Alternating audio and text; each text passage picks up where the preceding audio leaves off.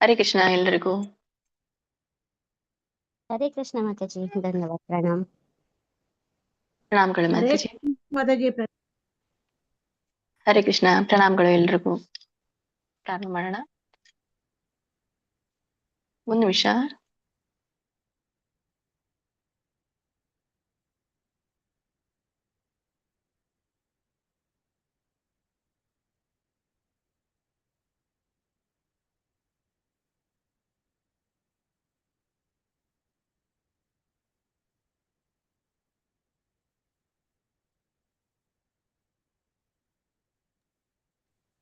Hare Krishna. ISKCON Shri Radha Govinda ಮಂದಿರ ಮಂಗಳೂರು ಆಯೋಜಿಸಿದಂತ ಶ್ರೀ ಚೈತನ್ಯ ಚರಿತಾಮೃತ ತರಗತಿಗೆ ತಮ್ಮೆಲ್ಲರಿಗೂ ಕೂಡ ಸ್ವಾಗತ.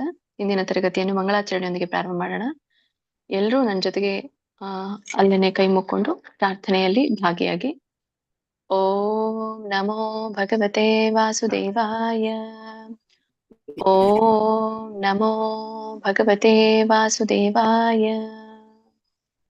ಓಂ ನಮೋ ಭಗವತೆ ವಾಸುದೇವಾಯ. ಓಂ ಅಜ್ಞಾನತಿಮಿರಾಂಧಸ್ಯ ಜ್ಞಾನಾಂಜನಶಲಾಕಯಾ ಚಕ್ಷುರುನ್ಮಿಲಿತಂ ಯೇನ ತಸ್ಮೈ ಶ್ರೀ ಗುರುವೇ ನಮಃ.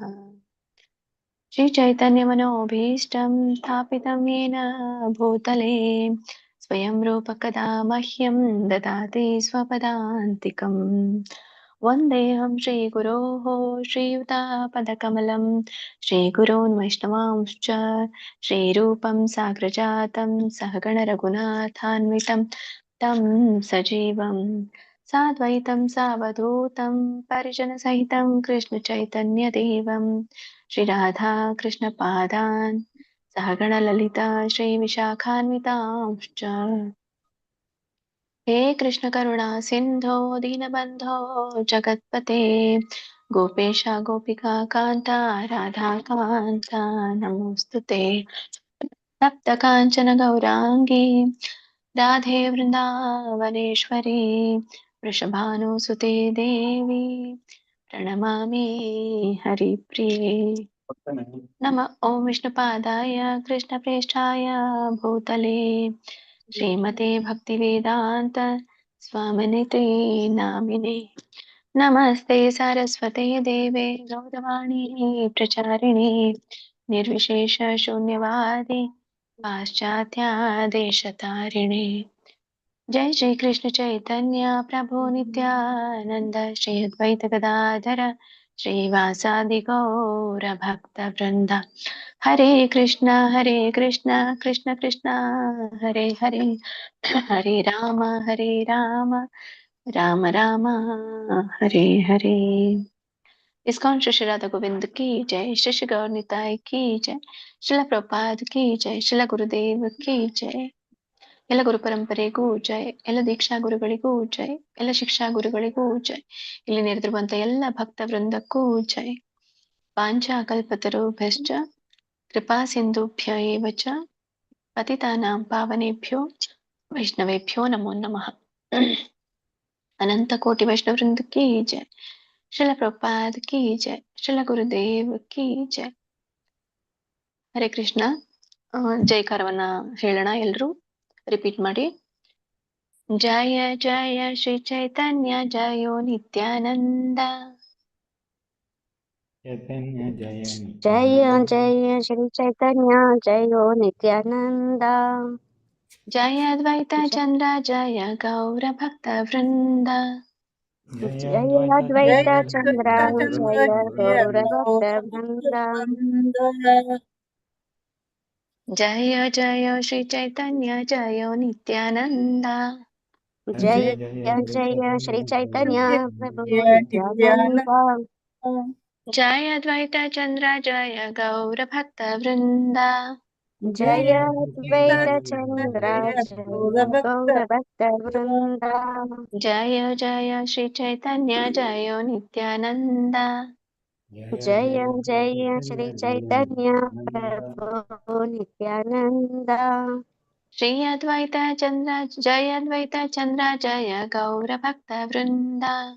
ಜಯ ಜಯ ಅದ್ವೈತ ಚಂದ್ರ ಜಯ ಗೌರಭಕ್ತ ವೃಂದ.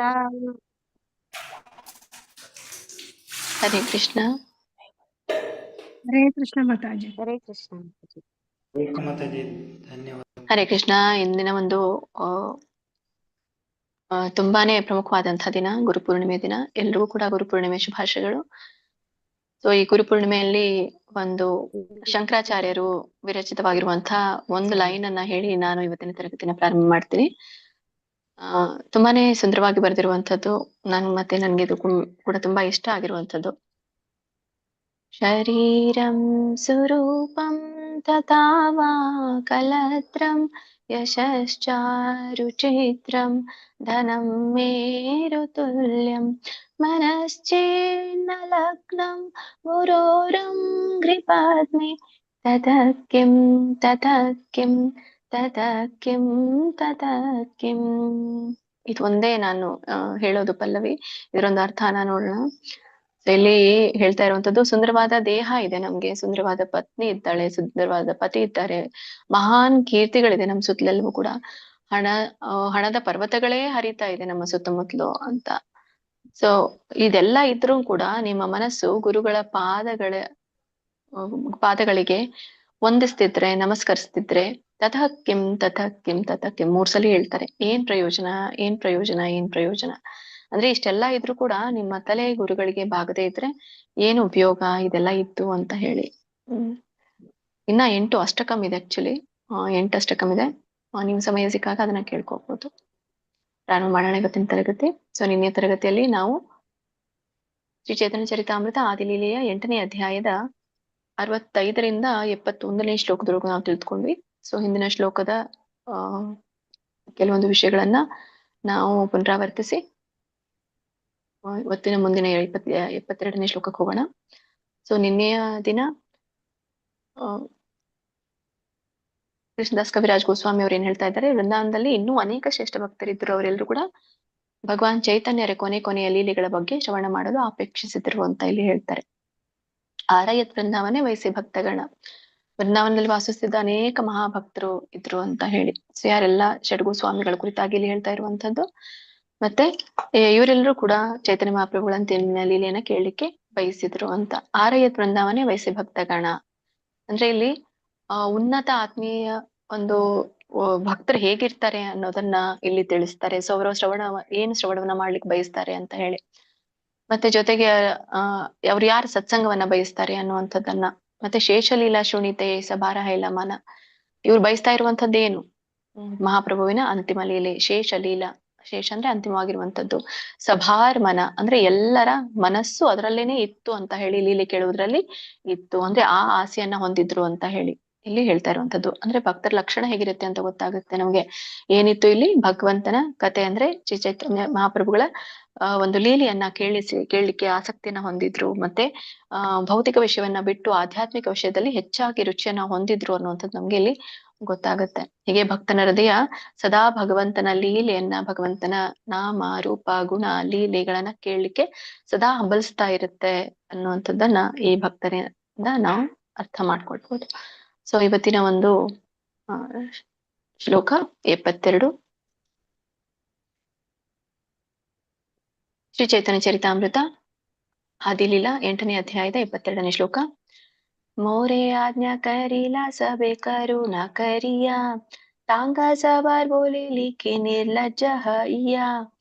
मोरे आज्ञा करीला सबे करुणा करिया, टांगा सवार बोले लिखी निर्लज हइया. ಎಕ್ಸ್ಪ್ಲೇನ್ ಮಾಡಿ ಮಾತಾಜಿ, ಯಾಕಂದ್ರೆ ಇಲ್ಲಿ ಸರಿ. ಓಕೆ, ಸೊ ನಾನೇ ಇದನ್ನ ಹೇಳ್ತೀನಿ. ಓದಿ ಹೇಳ್ಬೇಕಾ ಅಥವಾ ಮಾತಾಜಿ ಹಾಗೆ ಹೇಳಲಾ? ಓದಿ ಆಗ್ಲಿಲ್ಲ ಇದು, ಚಿಂತೆ ಇಲ್ಲ, ಹಾಗೆ ಸರಿ.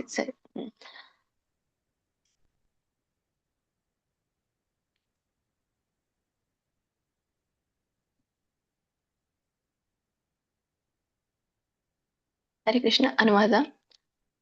ಎಲ್ಲ ಮಹಿಮೆಗಳು ಶ್ರೀಲ ಪ್ರಭುಪಾದವರಿಗೆ, ಶ್ರೀಲ ಪ್ರಭುಪಾದ್ ಕಿ ಜೈ. ಆ ಭಕ್ತರೆಲ್ಲರೂ ಕರುಣೆ ತೋರಿ ಶ್ರೀ ಚೈತನ್ಯ ಮಹಾಪ್ರಭುಗಳ ಬದುಕಿನ ಕೊನೆಯ ಭಾಗದ ಲೀಲೆಗಳನ್ನು ಬರೆಯುವಂತೆ ನನಗೆ ಆಜ್ಞಾಪಿಸಿದರು.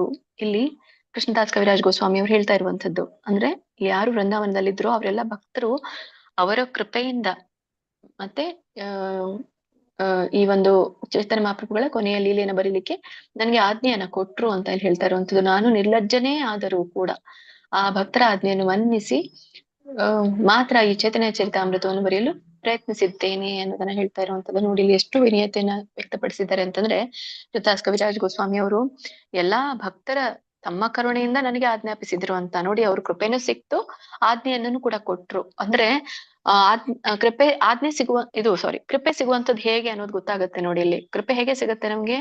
ಗುರುಗಳ ಕೃಪೆ ಆಜ್ಞೆಯಿಂದ ಸಿಗುತ್ತೆ ಅಂತ ಹೇಳಿ. ಸೊ ನಾವೇನಾದ್ರೂ ಅವರು ಆಜ್ಞೆ ನಮ್ಗೆ ಕೊಟ್ರ ಅಂತಂದ್ರೆ ಅದರ ಅರ್ಥ ನಮ್ಗೆ ಅವರು ಕೃಪೆ ಕೊಟ್ರು ಅಂತ ಅದರ ಅರ್ಥ. ಸೊ ಅವರೆಲ್ಲರ ಆಜ್ಞೆಯಿಂದಾಗಿ ನಾನು ನಿರ್ಲಜ್ಜನಾಗಿಯೇ ಈ ಗ್ರಂಥವನ್ನು ಬರಿತಾ ಇದ್ದೇನೆ. ಈ ನಿರ್ಲಜ್ಜ ಅನ್ನುವಂತಹ ಶಬ್ದ ತುಂಬಾ ಮುಖ್ಯವಾಗಿರುವಂತದ್ದು ಇಲ್ಲಿ. ಸೊ ಅವರ ಒಂದು ವಿನಯತೆಯನ್ನ ತೋರಿಸುತ್ತೆ, ಯಾರು ಲೇಖಕರ ವಿನಯತೆಯನ್ನ.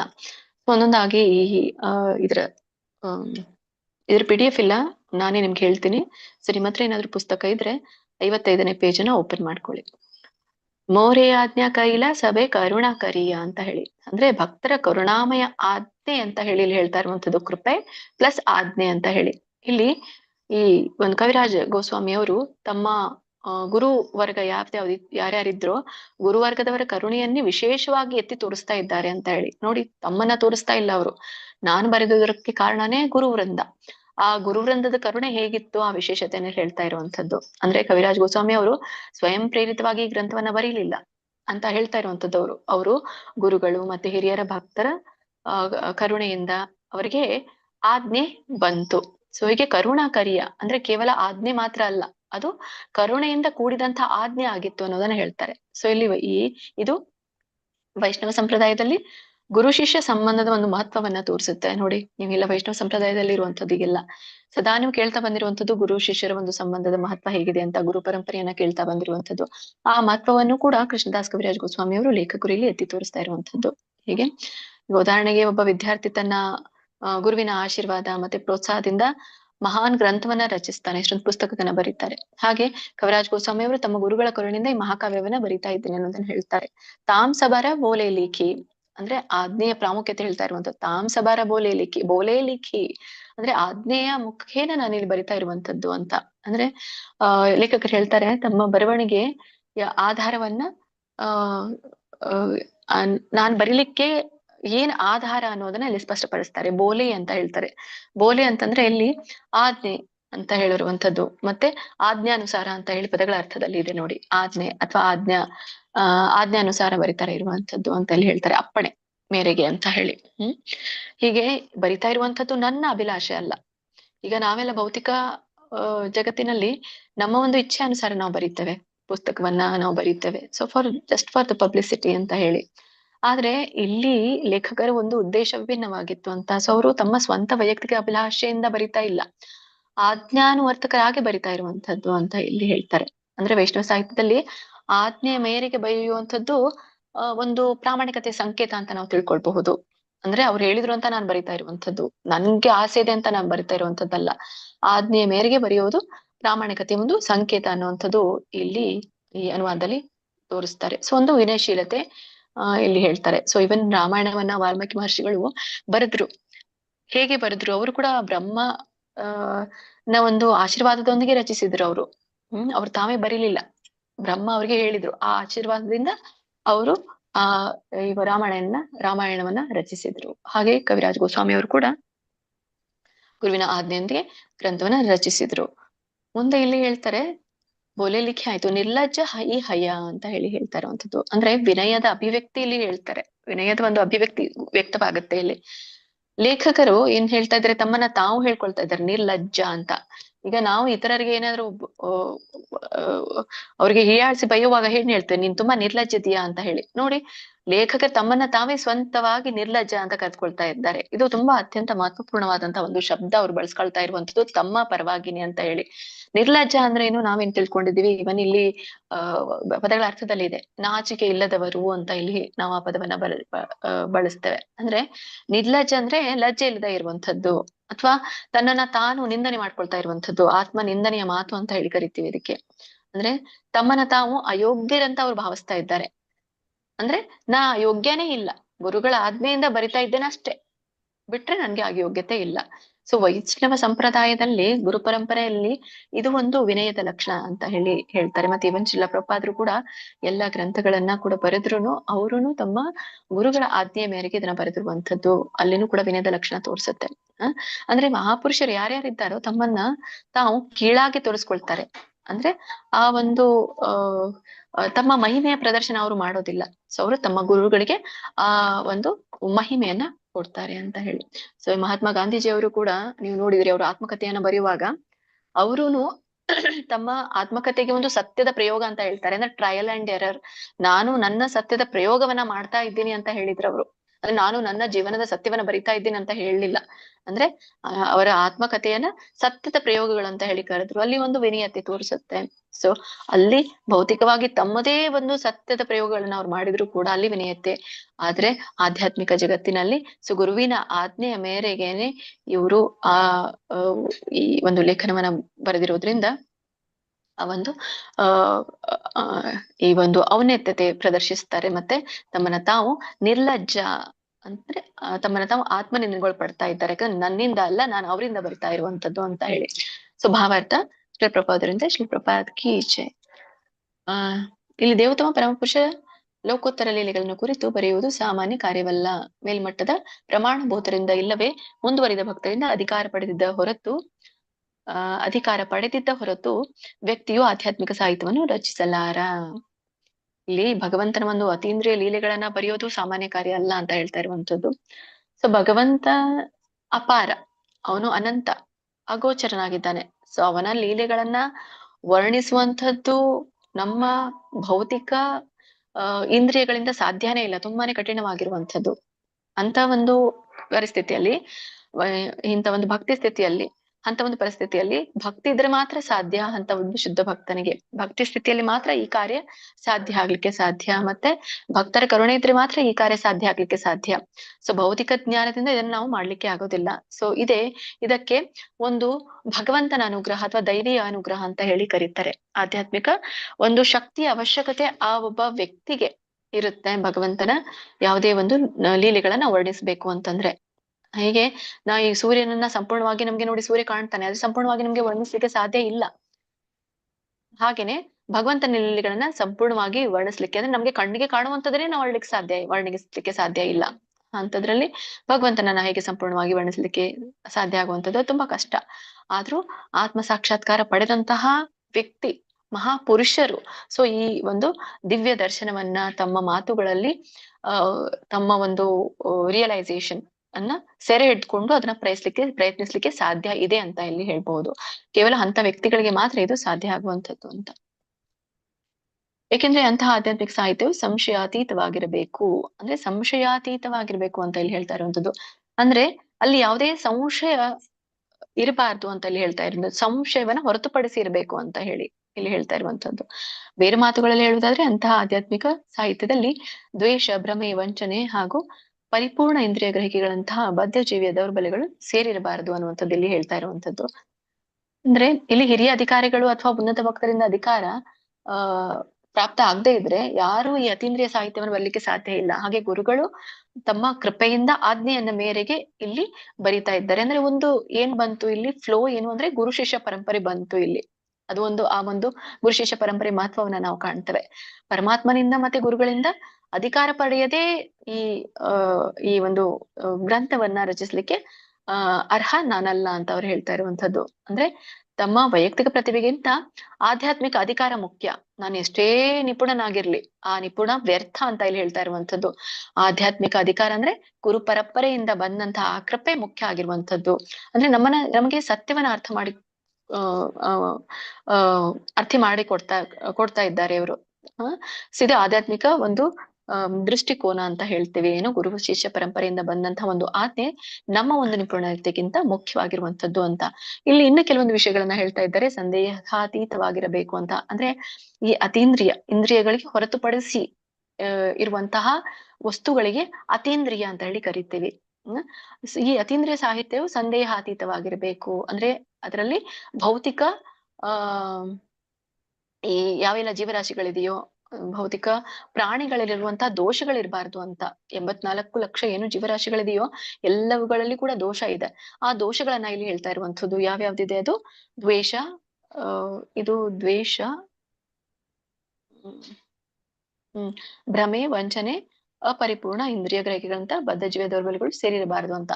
ಅಂದ್ರೆ ಇಲ್ಲಿ ನಾವು ಇದನ್ನ ಇದ್ರಲ್ಲಿ ತಿಳ್ಕೊಂಡಿದ್ದೇವೆ, ಯಾವುದು ಭಕ್ತಿರತಾಮೃತ ಸಿಂಧುವಿನಲ್ಲಿ ಮತ್ತೆ ಇವನ್ ಉಪದೇಶಾಮೃತದಲ್ಲಿ ಕೂಡ ಕೊಟ್ಟಿದ್ದಾರೆ ಇದನ್ನ. ಮುಖ್ಯವಾಗಿ 4 ತರದ ದೋಷಗಳನ್ನ ಅಲ್ಲಿ ವಿವರಿಸ್ತಾರೆ ಈ ಉಪದೇಶಾಮೃತದಲ್ಲಿ. ಈ ಒಂದು ಭ್ರಮೆ, ತಪ್ಪುಗಳು, ವಂಚನೆ, ಅಪೂರ್ಣ ಇಂದ್ರಿಯಗಳು ಅಂದ್ರೆ ಅಪರಿಪೂರ್ಣ ಇಂದ್ರಿಯಗಳ ಕುರಿತಾಗಿ ಹೇಳ್ತಾ ಇರುವಂತದ್ದು. ಭ್ರಮೆ ಅಂದ್ರೆ ಇದೊಂದು ಇಲ್ಯೂಷನ್, ಅಂದ್ರೆ ಸತ್ಯವನ್ನ ಸತ್ಯ ಅಲ್ಲ ಅಂತ ಹೇಳಿ, ಮತ್ತೆ ಸತ್ಯ ಇಲ್ಲದೆ ಇರೋದನ್ನ ಸತ್ಯ ಇದೆ ಅಂತ ಹೇಳಿ ತಿಳ್ಕೊಳ್ಳುವಂಥದ್ದು ಅಂತ ಹೇಳಿ. ಅಂದ್ರೆ ಸತ್ಯ ಇದೆ ಆದ್ರೆ ಅದು ಸತ್ಯ ಅಲ್ಲ ಅಂತ ತಿಳ್ಕೊಳ್ಳುವಂಥದ್ದು, ಅಲ್ಲಿ ಸತ್ಯನೇ ಇಲ್ಲ ಆದ್ರೆ ಅದನ್ನ ಸತ್ಯ ಅಂತ ತಿಳ್ಕೊಳ್ಳುವಂಥದ್ದು, ಇದು ವೈಸ್ ವರ್ಸ.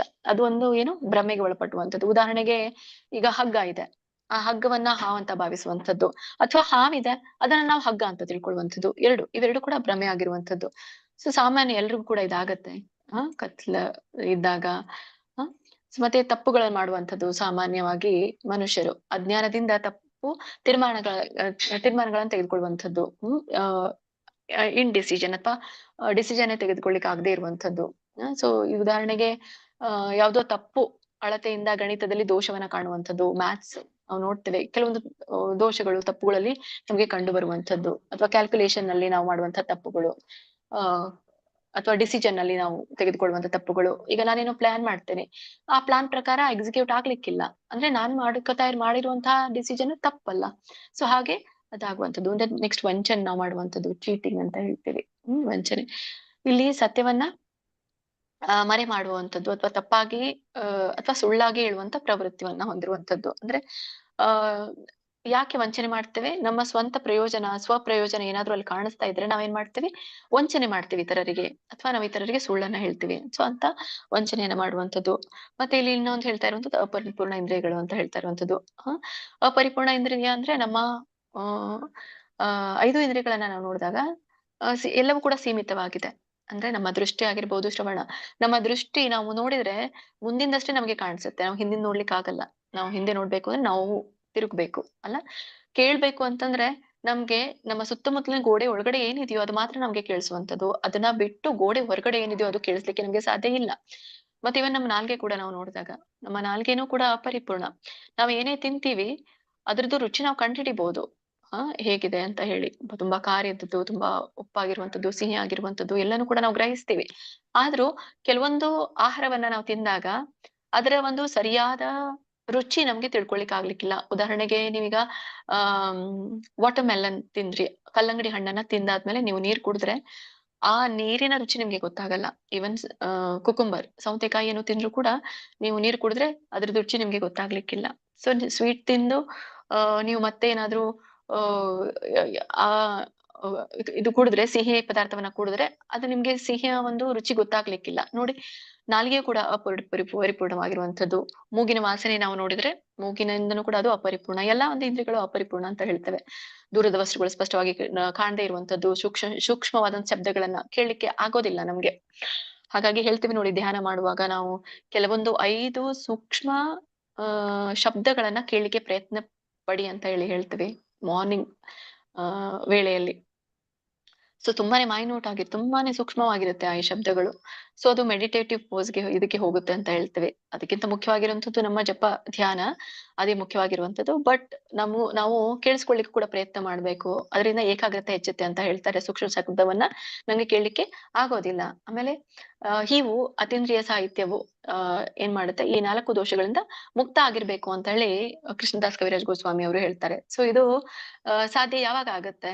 ಯಾಕಂದ್ರೆ ಅವರು ತಮ್ಮನ್ನ ತಾವು ಏನ್ ಹೇಳ್ಕೊಳ್ತಾರೆ, ನಾನು ಕೂಡ ಇಂದ್ರಿಯಗಳನ್ನ ಹೊಂದಿರುವಂತವನು, ನನ್ನ ಹತ್ರ ಕೂಡ ದೋಷ ಇದೆ, ಈ ದೋಷದಿಂದ ಮುಕ್ತ ಆಗ್ಲಿಕ್ಕೆ ನಾನು ಏನ್ ಮಾಡ್ಬೇಕು? ಸೊ ಅದಕ್ಕೆ ಅವರು ಪರಿಹಾರ ಕಂಡಿಟ್ಕೊಂಡಿರುವಂತದ್ದು 2 ತರನಾದಂತಹ ಅನುಗ್ರಹವನ್ನ. ಸೊ ಒಂದು ಬಾಹ್ಯ ಅನುಗ್ರಹ, ಒಂದು ಅಂತರಂಗ ಅನುಗ್ರಹ ಅಂತ ಇಲ್ಲಿ ಹೇಳ್ತಾರೆ. ಸೊ ಬಾಹ್ಯ ಅನುಗ್ರಹ ಯಾರಿಂದ? ಗುರುಗಳಿಂದ ಸಿಗುವಂತದ್ದು.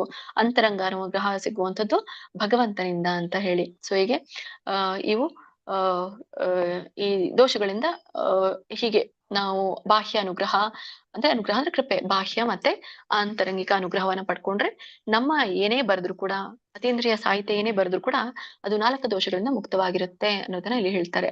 ಹಾಗಾಗಿ ಈಗ ನಾವೆಲ್ಲ ಏನೇನ್ ತಿಳ್ಕೊಳ್ತೀವಿ ನೋಡಿ, ಈ ಭಾಗವತಂ ಆಗಿರ್ಬೋದು, ಭಗವದ್ಗೀತೆ ಆಗಿರ್ಬೋದು, ಮುಂತಾದವುಗಳೆಲ್ಲವೂ ಕೂಡ ದೋಷಗಳಿಂದ ಮುಕ್ತ ಆಗಿದೆ. ಯಾಕೆ ಅಂತಂದ್ರೆ ಅವು ಅತೀಂದ್ರಿಯವಾಗಿರುವಂತದ್ದು, ಅವು ಬಾಹ್ಯ ಮತ್ತೆ ಆಂತರಿಕ ಅನುಗ್ರಹವನ್ನ ಪಡೆದುಕೊಂಡಿರುವಂತದ್ದು ಅಂತ ಗೊತ್ತಾಗುತ್ತೆ. ನೆಕ್ಸ್ಟ್, ಸ್ವಯಂ ಕೃಷ್ಣನೇ ಹೇಳಿರುವ ಮಾತುಗಳು ಹಾಗೂ ಅವನ ಅನುಜ್ಞೆಗಳನ್ನು ಕಾರ್ಯರೂಪಕ್ಕೆ ತರುವ ಗುರು ಪರಂಪರೆಯ ಮಾತುಗಳು ವಾಸ್ತವವಾಗಿ ಪ್ರಮಾಣಭೂತವಾದವುಗಳು. ಆಧ್ಯಾತ್ಮಿಕ ಸಾಹಿತ್ಯ ರಚನೆ ಮಾಡಲು ಅಧಿಕಾರ ಪಡೆದಿರುವುದು ನಿಜಕ್ಕೂ ಒಂದು ಭಾಗ್ಯ ವಿಶೇಷ. ಅಷ್ಟೇ ಅಲ್ಲ, ಅದನ್ನು ಪಡೆದಿರುವವನು ಅದರ ಬಗ್ಗೆ ಹೆಮ್ಮೆ ಪಡಬಹುದಾಗಿದೆ ಅಂತ ಇಲ್ಲಿ ಹೇಳ್ತಾರೆ. ಕೃಷ್ಣನ ಮಾತುಗಳು ಮತ್ತೆ ಕೃಷ್ಣನ ಆಜ್ಞೆಗಳನ್ನ ಯಾರು ವರ್ಗಾಯಿಸ್ತಾರೋ ಅಂದ್ರೆ ಅದನ್ನ ಪ್ರಚಾರ ಮಾಡ್ತಾರೋ, ಸೊ ಸಾಗಿಸುವುದು ಈ ಗುರು ಶಿಷ್ಯ ಪರಂಪರೆಯ ಮಾತುಗಳು ಮಾತ್ರ ನಿಜವಾಗಿ ಪ್ರಮಾಣಯುತವಾಗಿವೆ ಅಂತ ಹೇಳ್ತಾರೆ.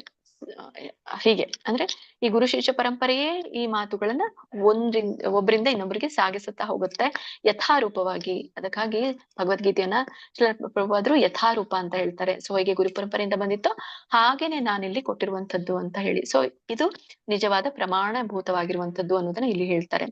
ಯಾಕೆ ಅಂದ್ರೆ ಗುರು ಶಿಷ್ಯ ಪರಂಪರೆ ಇದೆ, ಅದು ತುಂಬಾನೇ ಮಹತ್ವವಾಗಿರುವಂತದ್ದು. ಯಾಕಂದ್ರೆ ಕೃಷ್ಣನೇ ಮೂಲ ಆಧಾರ ಇಲ್ಲಿ.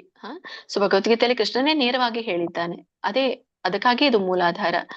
ಶುದ್ಧ ಪರಂಪರೆಯ ಮೂಲಕ ಬಂದ ಏನು ಮಾತುಗಳಿರುತ್ತೋ ಅಥವಾ ಪ್ರವಚನಗಳಿರುತ್ತೋ, ಸೊ ಅವು ಶುದ್ಧ ಪ್ರಮಾಣವಾಗಿರುತ್ತೆ ಅಂತ ಹೇಳ್ತಾರೆ.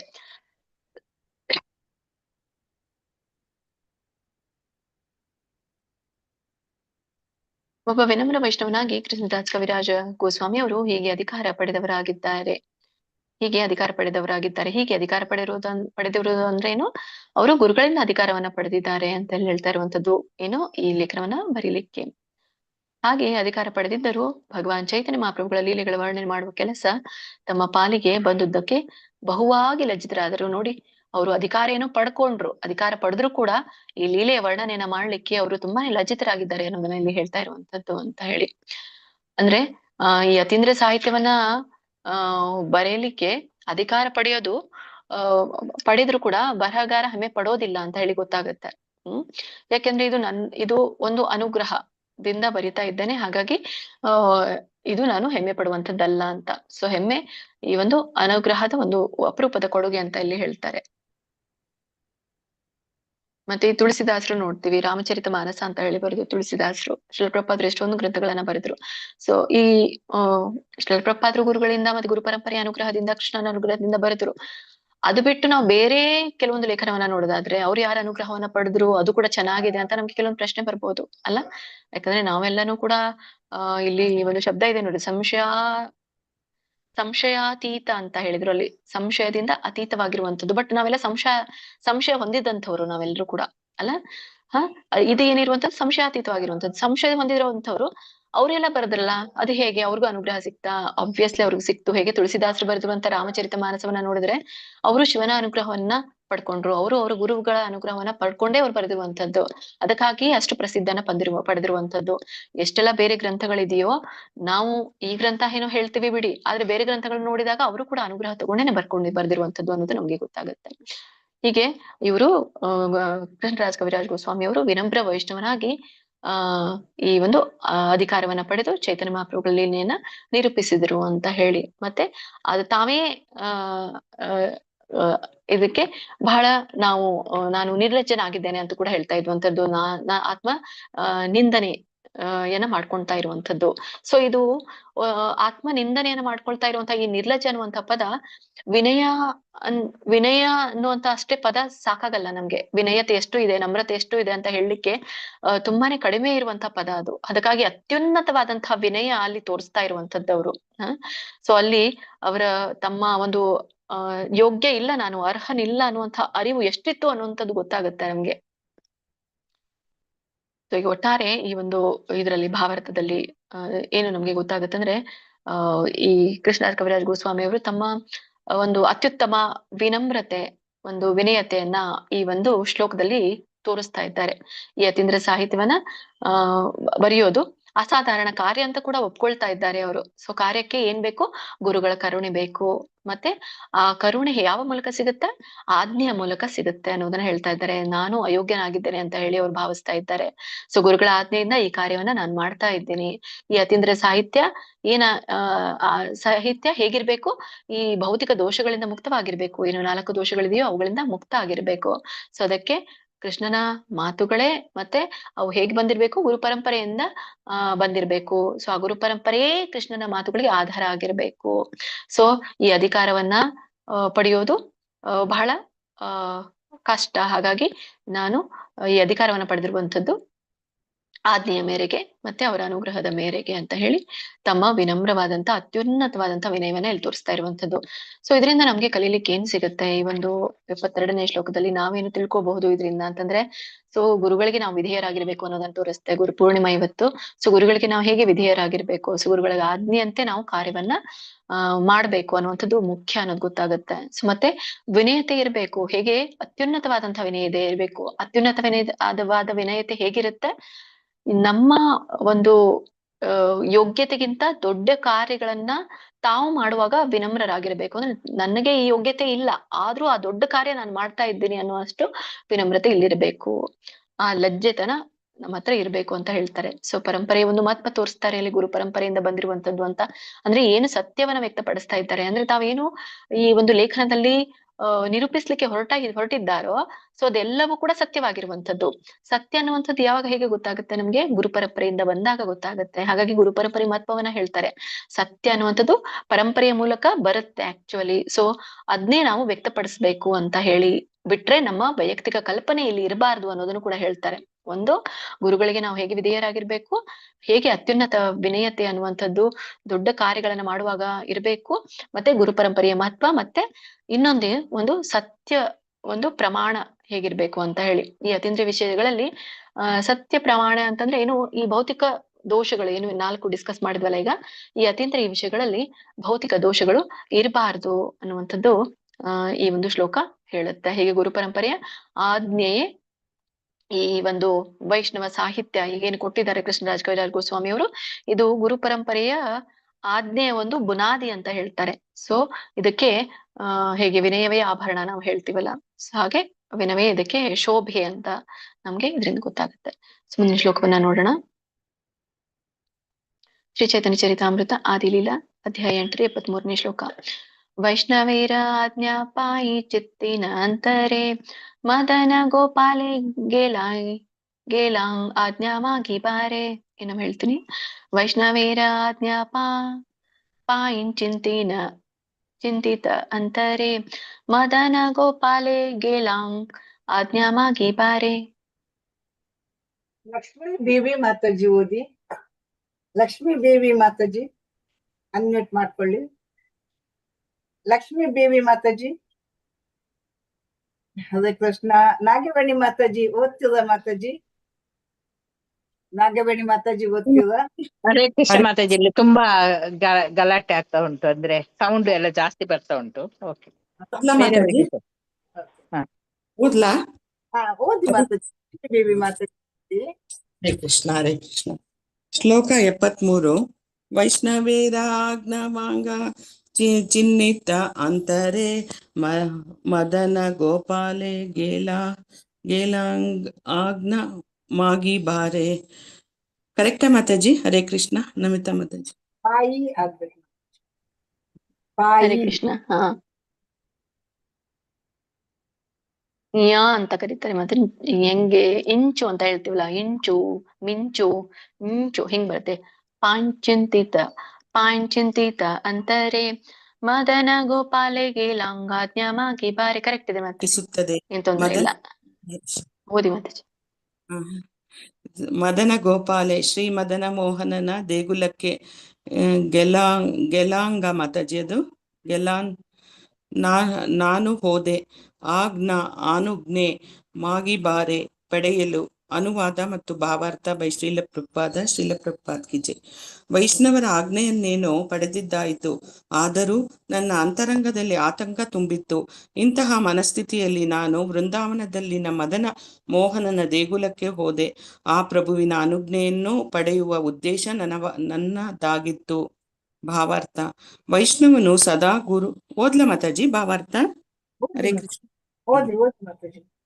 ವೈಷ್ಣವನು ಸದಾ ಗುರು ಹಾಗೂ ಕೃಷ್ಣನ ಆದೇಶವನ್ನು ಪರಿಪಾಲಿಸುತ್ತಾನೆ. ಇವರ ಅನುಗ್ರಹದಿಂದಾಗಿಯೇ ಕೃಷ್ಣದಾಸ ಕವಿರಾಜ ಗೋಸ್ವಾಮಿಯವರು ಶ್ರೀ ಚೈತನ್ಯ ಚರಿತಾಮೃತವನ್ನು ಬರೆದರು.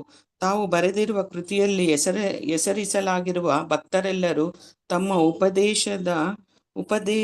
ಉಪದೇಶಕ ಗುರುಗಳೆಂದು ಹಾಗೂ ಮದನ ಗೋಪಾಲನು ಶ್ರೀ ಮದನ ಮೋಹನನ ವಿಗ್ರಹ ಸ್ವಯಂ ಕೃಷ್ಣನೇ ಎಂದು ಕೃಷ್ಣದಾಸ ಕವಿರಾಜ ಗೋಸ್ವಾಮಿಯವರು ಪರಿಗಣಿಸಿದರು ಎಂದೇ ಅವರು ಈ ಇಬ್ಬರಲ್ಲೂ ಅನುಮತಿ ಯಾಚಿಸಿದರು.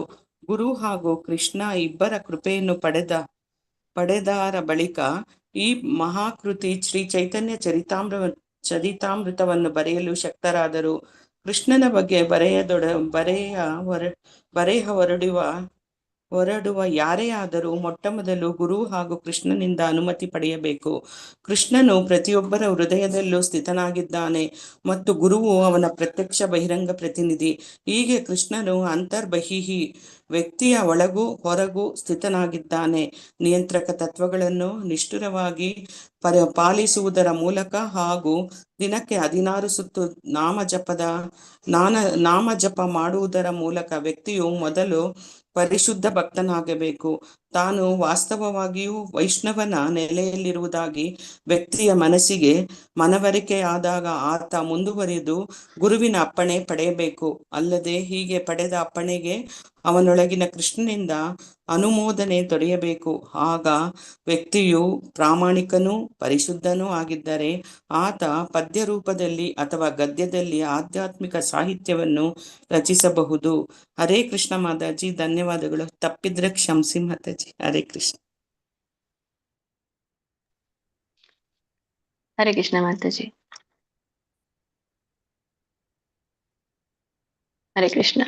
ನೋಡಿ, ಇಲ್ಲಿ ತುಂಬಾ ಸುಂದರವಾಗಿ ಕೊಟ್ಟಿದ್ದಾರೆ ಹೇಗೆ ಅಂತ. ಇದು ಸ್ವಲ್ಪ ರಿಲೇಟೆಡ್ ಇದೆ 72ಗೆ ಅಲ್ಲಿ ಸ್ವಲ್ಪ ಹೇಳಿರೋ ಹಾಗೆ. ಇಲ್ಲಿ ಇವ್ರು ಹೇಳ್ತಾ ಇರುವಂತದ್ದು ಕೃಷ್ಣದಾಸ್ ಕವಿರಾಜ್ ಗೋಸ್ವಾಮಿ ಅವ್ರು ಏನ್ ಹೇಳ್ತಾ ಇದ್ದಾರೆ, ವೈಷ್ಣವ ಆಜ್ಞೆಯನ್ನ ಪಡೆದರೂ ಕೂಡ ಅವರು ಮನಸ್ಸಿನಲ್ಲಿ ಒಂದು ಚಿಂತೆ ಇತ್ತು ಅಂತ ಇಲ್ಲಿ ಹೇಳ್ತಾ ಇರುವಂತದ್ದು ಅನುವಾದದಲ್ಲಿ ನೋಡಿದ್ರೆ. ಆ ಚಿಂತೆ ಏನಿತ್ತು ಅಂದ್ರೆ, ಆ ಚಿಂತೆಯಿಂದ ಅವ್ರು ಏನ್ ಮಾಡಿದ್ರು, ಮದನ ಮೋಹನ ಅಂತ ಹೇಳಿ ಇದಿರುವಂತದ್ದು ವೃಂದಾವನಕ್ಕೆ ಹೋದಾಗ ನೀವು ನೋಡಿರ್ಬೋದು ಮದನ ಮೋಹನ ಟೆಂಪಲ್. ಮದನ ಮೋಹನ ದೇವಾಲಯಕ್ಕೆ ಹೋಗಿ ಮದನ ಮೋಹನನ ಆಜ್ಞೆಯನ್ನು ಕೂಡ ಪಡೆದ್ರು ಅಂತ ಇಲ್ಲಿ ಹೇಳ್ತಾ ಇರುವಂತದ್ದು. ಹಾಗೆ ಈ ಶ್ಲೋಕದಲ್ಲಿ ವೈಷ್ಣವೇರ ಆಜ್ಞಾ ಪಾಯಿನ್ ಚಿಂತಿತ ಅಂತಾರೆ ಅಂತ ಹೇಳ್ತಾ ಇರುವಂತದ್ದು. ಅಂದ್ರೆ ವೈಷ್ಣವೇರ ಆಜ್ಞಾ ಪಾಯಿ, ಗುರು ಪರಂಪರೆಯ ಆಜ್ಞೆಯ ಸ್ವೀಕಾರವನ್ನ ಮಾಡದೆ ಅಂತ ಇಲ್ಲಿ ಹೇಳ್ತಾ ಇರುವಂತದ್ದು. ಅಂದ್ರೆ ಮೊದ್ಲು ಗುರು ಪರಂಪರೆಯಲ್ಲಿ ಬರುವಂತವ್ರು ಯಾರು? ಶುದ್ಧವಾದಂತ ಭಕ್ತರು. ಮೊದ್ಲು ಭಕ್ತರಿಂದ ಆಜ್ಞೆಯನ್ನ ಪಡೆದ್ರು ಅಂತ ಇಲ್ಲಿ ಹೇಳ್ತಾ ಇರುವಂತದ್ದು. ಸೊ ಏನೋ ಅವರು ಗುರುಗಳು ಅವ್ರಿಗೆ ಆಜ್ಞೆ ಕೊಟ್ರು, ಅನುಗ್ರಹ ಅವ್ರಿಗೆ ಸಿಕ್ತು, ಮತ್ತೆ ಗುರು ಪರಂಪರೆ ಆಜ್ಞೆ ಸ್ವೀಕಾರ ಮಾಡಿದ್ರು ಅಂತ ಹೇಳಿ ಹೇಳ್ತಾ ಇರುವಂತದ್ದು. ಸೊ ಇಲ್ಲಿ ವೈಷ್ಣವೇರ ಅಂದ್ರೆ ಏನು? ವೈಷ್ಣವೇರ ಅಂದ್ರೆ ಗುರುಗಳಿಗೆ ಮತ್ತೆ ಹಿರಿಯ ಭಕ್ತರಿಗೆ ಹೇಳ್ತಾ ಇರುವಂತದ್ದು. ಅಂದ್ರೆ ಗುರು ಪರಂಪರೆಯಲ್ಲಿ ಯಾರ್ಯಾರು ಬರ್ತಾರೋ ಅವರೆಲ್ಲರೂ ಕೂಡ ಗುರುಗಳು, ಹಿರಿಯ ಭಕ್ತರು ಅಂತ ಹೇಳಿ ಹೇಳ್ತಾ ಇರುವಂತದ್ದು. ವಿಶೇಷವಾಗಿ ಇಲ್ಲಿ ಹೇಳ್ತಾ ಇರುವಂತದ್ದು ನಿತ್ಯಾನಂದ ಪ್ರಭುಗಳು, ಅದ್ವೈತಾಚಾರ್ಯರು, ಶ್ರೀವಾಸ್ ಪಂಡಿತ್ ಮುಂತಾದವು ಇವರಿಗೆಲ್ಲರೂ ಕೂಡ ಏನು ಪಂಚತತ್ವದಲ್ಲಿ ಬರ್ತಾರಲ್ಲ ಅವ್ರಿಗೆಲ್ಲ ಮುಖ್ಯವಾಗಿ ಕೃಷ್ಣದಾಸ್ ಕವಿರಾಜ್ ಗೋಸ್ವಾಮಿ ಅವರು ಹೇಳ್ತಾ ಇರುವಂತದ್ದು ವೈಷ್ಣವೇರ ಆಜ್ಞಾ ಅಂತ ಹೇಳಿ. ಆಮೇಲೆ ಆಜ್ಞೆಯನ್ನ ಪಡೆಯೋದು ಅಂದ್ರೆ ಕೇವಲ ಅನುಮತಿ ಅಲ್ಲ. ಆಜ್ಞೆ ಅಂತಂದ್ರೆ ಅವ್ರು ಹೇಳಿದ್ರು ನಾನ್ ಮಾಡ್ದೆ ಅಲ್ಲ, ಕೇವಲ ಅನುಮತಿಯನ್ನ ಪಡಿತಾ ಇಲ್ಲ. ಸೊ ಅದೊಂದು ಆಧ್ಯಾತ್ಮಿಕ ಅಧಿಕಾರವನ್ನ ಅವ್ರು ಪಡಿತಾ ಇರುವಂತದ್ದು ನೋಡಿದ್ರೆ, ಏನನ್ನ ಅವರು ಈ ಗ್ರಂಥವನ್ನ ಬರೀಲಿಕ್ಕೆ. ಸೊ ವೈಷ್ಣವ ಆಜ್ಞೆಯ ಒಂದು ಒಬ್ಬ ವೈಷ್ಣವನಿಗೆ ಆಜ್ಞೆ ಅನ್ನುವಂಥದ್ದು ಮೂಲ ಆಧಾರ ಅಂತ ಹೇಳ್ತಾ ಇರುವಂತದ್ದು. ಅಂದ್ರೆ ಈ ಪ್ರಾಮಾಣಿಕತೆಗೆ ಮೂಲ ಆಧಾರ. ವೈಷ್ಣವ ಆಜ್ಞೆ ಅನ್ನುವಂಥದ್ದು ಪ್ರಾಮಾಣಿಕತೆಗೆ ಮೂಲ ಆಧಾರ. ಈಗ ಅವ್ರ ಆಜ್ಞೆ ಕೊಟ್ರು, ನಾನು ಅದೇ ಪ್ರಕಾರ ಮಾಡ್ದೆ. ಸೊ ಅದ್ರ ಅರ್ಥ ಏನು? ಪ್ರಾಮಾಣಿಕವಾಗಿ ನಾನು ಮಾಡಿದ್ದೇನೆ, ಅದು ಮೂಲ ಆಧಾರವಾಗಿರುವಂತದ್ದು. ಅಂದ್ರೆ ನಾವು ಈಗ ಹೇಳ್ತೀವಿ, ನಾನು ಪ್ರಾಮಾಣಿಕವಾಗಿ ಇದನ್ನ ಮಾಡ್ದೆ, ಪ್ರಾಮಾಣಿಕವಾಗಿ ಇದನ್ನ ಮಾಡಿದೆ. ಯಾವಾಗ್ಲೂ ಹೇಳುವಾಗ ನಾನು ತುಂಬಾನೇ ಸಿನ್ಸಿಯರ್ ಆಗಿ ಮಾಡಿದ್ದೇನೆ ಕೆಲಸ ಇದನ್ನೆಲ್ಲ.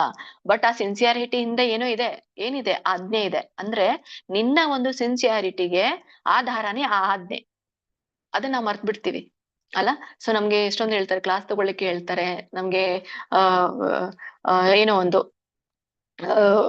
ಸೇವೆಯನ್ನ ಮಾಡ್ಲಿಕ್ಕೆ ಹೇಳ್ತಾರೆ. ಮಾಡ್ಲಿಕ್ಕೆ ಹೇಳಿದ್ದಾರೆ, ಇದರ ಅರ್ಥ ಆಜ್ಞೆ. ಯಾಕಂದ್ರೆ ನಾನ್ ಪ್ರಾಮಾಣಿಕವಾಗಿ ಮಾಡಿದ್ದೀನಿ ಅಂತಂದ್ರೆ ಅಲ್ಲಿ ನನ್ನ ಹೆಸರು ಬರ್ಬೇಕು ಅಂತ ನಾವು ಎಷ್ಟೋ ಇದ್ ಮಾಡ್ತೇವೆ. ಬಟ್ ಅಲ್ಲಿ ನಮ್ಮ ಹೆಸರು ನಾವು ನಮ್ಮ ಹೆಸರನ್ನ ನಾವು ಎಕ್ಸ್ಪೆಕ್ಟ್ ಮಾಡ್ಬಾರ್ದು. ಯಾಕಂದ್ರೆ ಅಲ್ಲಿ ಪ್ರಾಮಾಣಿಕತೆ, ನಾನು ಮಾಡಿರುವಂತ ಸೇವೆಯಲ್ಲಿ ಏನ್ ಪ್ರಾಮಾಣಿಕತೆ ಕಂಡಿತ್ತೋ ಆ ಪ್ರಾಮಾಣಿಕತೆಗೆ ಮೂಲ ಆಧಾರನೇ ಆ ಹಿಂದೆ ಹೇಳಿರುವಂತ ವೈಷ್ಣವರ ಒಂದು ಆಜ್ಞೆ. ಅವ್ರು ಹೇಳಿರೋದ್ರಿಂದ ಹಾಗಾಯ್ತು. ಅದಕ್ಕೋಸ್ಕರ ನಾವು ಅದಕ್ಕೆ ವಿನಮ್ರರಾಗಿರ್ಬೇಕು ವಿನಃ ಅದು ನಮ್ಮ ಪ್ರಾಮಾಣಿಕತೆ ಅಲ್ಲ ಅನ್ನೋದನ್ನ ಇಲ್ಲಿ ಹೇಳ್ತಾರೆ. ವೈಷ್ಣವೇರ ಆಜ್ಞಾ ಪಾಯಿ ಚಿಂತಿತ ಅಂತಾರೆ. ಸೊ ವೈಷ್ಣವ ಆಜ್ಞೆಯು ಪ್ರಾಮಾಣಿಕತೆಗೆ ಮೂಲ ಆಧಾರ. ಹೀಗೆ ಆಜ್ಞೆಯು ಏನಿದೆ ಆಧ್ಯಾತ್ಮಿಕವಾಗಿ ಪರಿಗಣಿಸಲಾಗತ್ತೆ ಅಂತ ಹೇಳಿ ಹೇಳ್ತಾರೆ. ಸೊ ಚಿಂತಿತ ಅಂತಾರೆ ಅಂತ ಹೇಳ್ತಾ ಇರುವಂತದ್ದು. ಚಿಂತಿತ ಅಂತಾರೆ ಅಂತ ಇಲ್ಲಿ ಹೇಳ್ತಾ ಇರುವಂತದ್ದು ಆಂತರಂಗಿಕವಾಗಿ ಅಂತ ಹೇಳಿ. ಸೊ ಅಂದ್ರೆ ಇಲ್ಲಿ ನನ್ನಲ್ಲಿ ಆತಂಕವನ್ನ ಹುಟ್ಟಿಸ್ತಿತ್ತು ಅಂತ ಇಲ್ಲಿ ಹೇಳ್ತಾರೆ. ಅಂದ್ರೆ ಆಂತರಿಕ ಚಿಂತೆಗೆ ಆತಂಕವನ್ನ ಆತಂಕ ಎಲ್ಲಿ ಹುಟ್ಟುತ್ತೆ? ಆತಂಕ ಹುಟ್ಟುವಂಥದ್ದು ಒಳಗಡೆ ಅಲ್ಲ. ಅಂದ್ರೆ ನನ್ನ ಆತಂಕವನ್ನ ಹುಟ್ಟಿಸುತ್ತಿತ್ತು. ಎಲ್ಲಿ ಹುಟ್ಟಿಸುತ್ತಿತ್ತು? ಅಂತರೆ, ಚಿಂತಿತ ಅಂತರೆ. ಸೊ ಇಲ್ಲಿ ನನ್ನ ಒಳಗಡೆ ಆ ಒಂದು ಭಯ, ದ್ವಂದ್ವ ಹುಟ್ಟಿಸ್ತಾ ಇತ್ತು ಅಂತ ಇಲ್ಲಿ ಹೇಳ್ತಾ ಇರುವಂತದ್ದು. ಆಜ್ಞೆ ಪಡೆದ್ರು ಕೂಡ ಕವಿರಾಜ್ ಗೋಸ್ವಾಮಿ ಅವರ ಮನಸ್ಸಿನಲ್ಲಿ ಒಂದು ಚಿಂತೆ ಇತ್ತು ಅಂತ ಹೇಳಿ ಚಿಂತಿತ ಅಂತಾರೆ ಅಂತ ಇಲ್ಲಿ ಹೇಳ್ತಾ ಇರುವಂತದ್ದು. ಚಿಂತಿತ ಅಂತಂದ್ರೆ ಏನು? ಒಂದು ಚಿಂತೆ, ಆತಂಕ, ಒಂದು ನಾನು ಸರಿಯಾಗಿ ಮಾಡ್ತೀನೋ ಇಲ್ಲೋ ಅನ್ನುವಂತ ಒಂದು ಕಾಳಜಿನೋ ಅಂತ ತಗೊಳ್ಬಹುದು ಇದನ್ನ.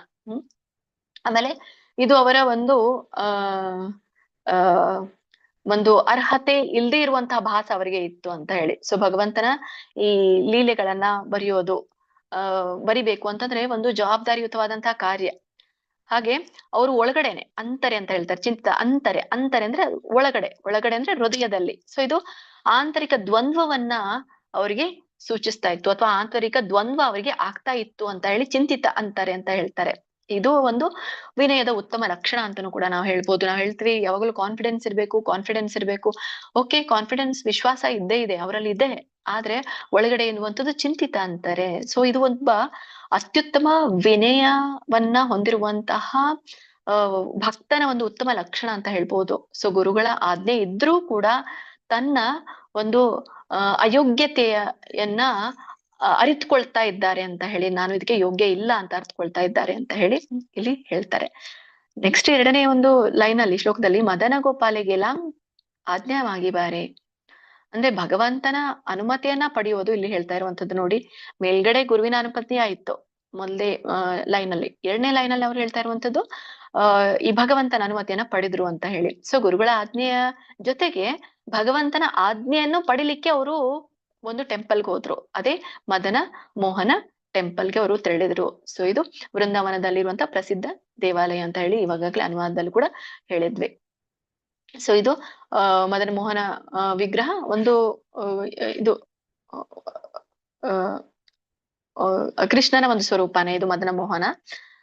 ಅದಕ್ಕೊಂದು ಕತೆ ಬೇರೆ ಇದೆ, ಮದನ ಮೋಹನ ಯಾಕೆ ಅಂತ. ಸೊ ಆಜ್ಞಾಮಾಗಿ ಬಾರೆ ಅಂತ ಇಲ್ಲಿ ಹೇಳ್ತಾರೆ. ಸೊ ಆಜ್ಞೆನ ಕೇಳಲಿಕ್ಕೆ, ನಾನು ಮದನ ಮೋಹನ ಆಜ್ಞೆನ ಕೇಳಲಿಕ್ಕೆ ಪಡೀಲಿಕ್ಕೆ ನಾನು ಅಲ್ಲಿಗೆ ಹೋದೆ. ನೋಡಿ, ಇಲ್ಲಿ ಎರಡು ವಿಷಯ ಗೊತ್ತಾಯ್ತು. ಈಗಾಗಲೇ ನಾನು 72 ಶ್ಲೋಕದಲ್ಲಿ ನಾನು ಹೇಳ್ದೆ, 2 ಆಜ್ಞೆಗಳು ಅವ್ರಿಗೆ ಸಿಕ್ತು ಅಂತ ಹೇಳಿ. ಸೊ ಒಂದು ಆಜ್ಞೆ ಬಾಹ್ಯ ಆಜ್ಞೆ, ಇನ್ನೊಂದು ಆಜ್ಞೆ ಆಂತರಿಕ ಆಜ್ಞೆ. ಬಾಹ್ಯ ಆಜ್ಞೆ ಯಾರು? ಭಕ್ತರ ಆಜ್ಞೆ, ಅದೇ ಗುರುಗಳ ಆಜ್ಞೆ. ಮತ್ತೆ ಭಗವಂತನ ಆಜ್ಞೆ ಆಂತರಿಕ ಆಜ್ಞೆ. ಇಲ್ಲಿ ಇನ್ನೊಂದು ವಿಷಯವನ್ನ ಹೇಳ್ತಾರೆ, ಅಂತರ್ಬಹಿಹಿ ಅನ್ನುವಂಥ ಪದ ಇದೆ ಭಾವಾರ್ಥದಲ್ಲಿ. ಕೃಷ್ಣ ಸ್ವತಃ ಬಾಹ್ಯವಾಗಿ ಮತ್ತೆ ಆಂತರಿಕವಾಗಿ ಚೈತ್ಯ ಗುರು ಆಗಿ ಇರ್ತಾನೆ ಅಂತ ಹೇಳ್ತಾರೆ. ಸೊ ಬಾಹ್ಯವಾಗಿ ಅಂದ್ರೆ ಗುರು ಮುಖೇನ, ಆಮೇಲೆ ಕೃಷ್ಣ ಆಂತರಿಕವಾಗಿ ಕೊಡುವಂತ ಆಜ್ಞೆ ಅದೇ ಚೈತ್ಯ ಗುರುವಾಗಿ ಕೊಡ್ತಾನೆ ಅನ್ನೋದನ್ನ ಇಲ್ಲಿ ಬಾಹ್ಯ ಮತ್ತೆ ಆಂತರಿಕ ಆಜ್ಞೆ ಅನ್ನುವಂಥದ್ದನ್ನ 2 ಆಜ್ಞೆಗಳ ರೂಪದಲ್ಲಿ ಈ ಭಾವಾರ್ಥದಲ್ಲಿ ತಿಳಿಸ್ತಾರೆ. ಹೀಗೆ ಅವರು ಏನ್ ಮಾಡಿದ್ರು? ಆಂತರಿಕ ಆಜ್ಞೆಯನ್ನ ಪಡಿಲಿಕ್ಕೆ ದೇವಾಲಯಕ್ಕೆ ಹೋದ್ರು. ಸೊ ಅಲ್ಲಿ ವಿಗ್ರಹದ ಸನ್ನಿಧಿಯಲ್ಲಿ ಪ್ರಾರ್ಥನೆಯನ್ನ ಮಾಡಿದ್ರು, ಮತ್ತೆ ಭಗವಂತನಿಗೆ ಹೇಳಿದ್ರು ನನಗೆ ಸ್ಫೂರ್ತಿ ನೀಡ್ಬೇಕು ಅಂತ ಹೇಳಿ ಪ್ರಾರ್ಥಿಸಿದ್ರು ಅನ್ನುವಂಥದ್ದನ್ನ ಇಲ್ಲಿ ಹೇಳ್ತಾರೆ. ಹೀಗೆ ಈ ಒಂದು ಭಾವಾರ್ಥದಲ್ಲಿ ಮತ್ತೆ ಏನ್ ಹೇಳ್ತಾರೆ ಅಂದ್ರೆ, ಒಬ್ಬ ವೈಷ್ಣವ ಯಾವಾಗ್ಲೂ ಕೂಡ ಗುರು ಮತ್ತೆ ಕೃಷ್ಣನ ಆಜ್ಞೆಯನ್ನ ಅನುಸರಿಸ್ತಾನೆ ಅನ್ನೋದನ್ನ ತಿಳಿಸುತ್ತೆ ಇಲ್ಲಿ. ಇದು ಒಂದು ವೈಷ್ಣವ ಧರ್ಮದ ಮೂಲ ತತ್ವ. ಸೊ ಮತ್ತೆ ಗುರು ಮತ್ತೆ ಕೃಷ್ಣ ಇಬ್ರು ಕೂಡ ಆಧ್ಯಾತ್ಮಿಕ ಪಥದಲ್ಲೇ ಪ್ರಮುಖರಾಗಿರುವಂತದ್ದು ಅಂತ ನಾವ್ ಇದನ್ನ ಈ ಡಿಸೈಪಲ್ ಕೋರ್ಸ್ ಮಾಡ್ತೀವಲ್ಲ ಅಲ್ಲಿ ನೀವೆಲ್ಲೂ ಕೂಡ ಮಾಡಿರ್ಬೋದು ಇಲ್ಲಿ. ಅವಾಗ ನಾವು ಗುರುವಿನ ಬಗ್ಗೆ ತುಂಬಾನೇ ಅಲ್ಲಿ ತಿಳ್ಕೊಳ್ತೇವೆ. ಸೊ ಇವರು ಇಬ್ರು ಕೂಡ ಗುರು ಮತ್ತೆ ಕೃಷ್ಣ ಇಬ್ರು ಕೂಡ ಆಧ್ಯಾತ್ಮಿಕ ಪಥದಲ್ಲಿ ಪ್ರಮುಖರಾಗಿರುವಂತದ್ದೇ. ಕೃಷ್ಣ ಅಷ್ಟೇ ಪ್ರಮುಖ ಅಲ್ಲ, ಗುರು ಪ್ರಮುಖ ಅಲ್ಲ.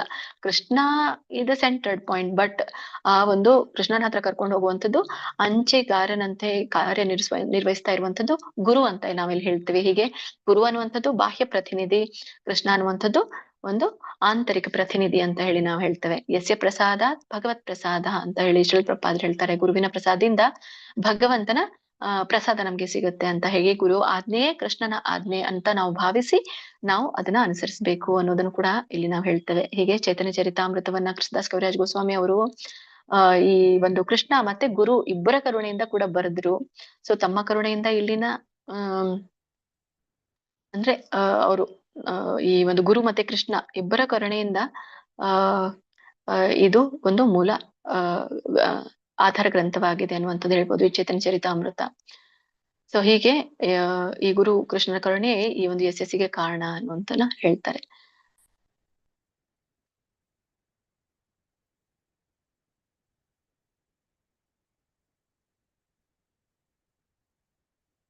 ಇಲ್ಲಿ ಮದನ ಮೋಹನದ ಒಂದು ವಿಗ್ರಹದ ಕುರಿತು ಹೇಳ್ತಾರೆ. ಈ ವಿಗ್ರಹ ಕೇವಲ ಕಲ್ಲು ಮತ್ತೆ ಲೋಹದ ಮೂರ್ತಿ ಅಲ್ಲ ಅಂತ. ಇಲ್ಲಿ ಕಲ್ಲು ಮತ್ತೆ ಲೋಹದ ಮೂರ್ತಿ ಅಲ್ಲ ಇದು ಮದನ ಮೋಹನ ಅನ್ನುವಂಥದ್ದು.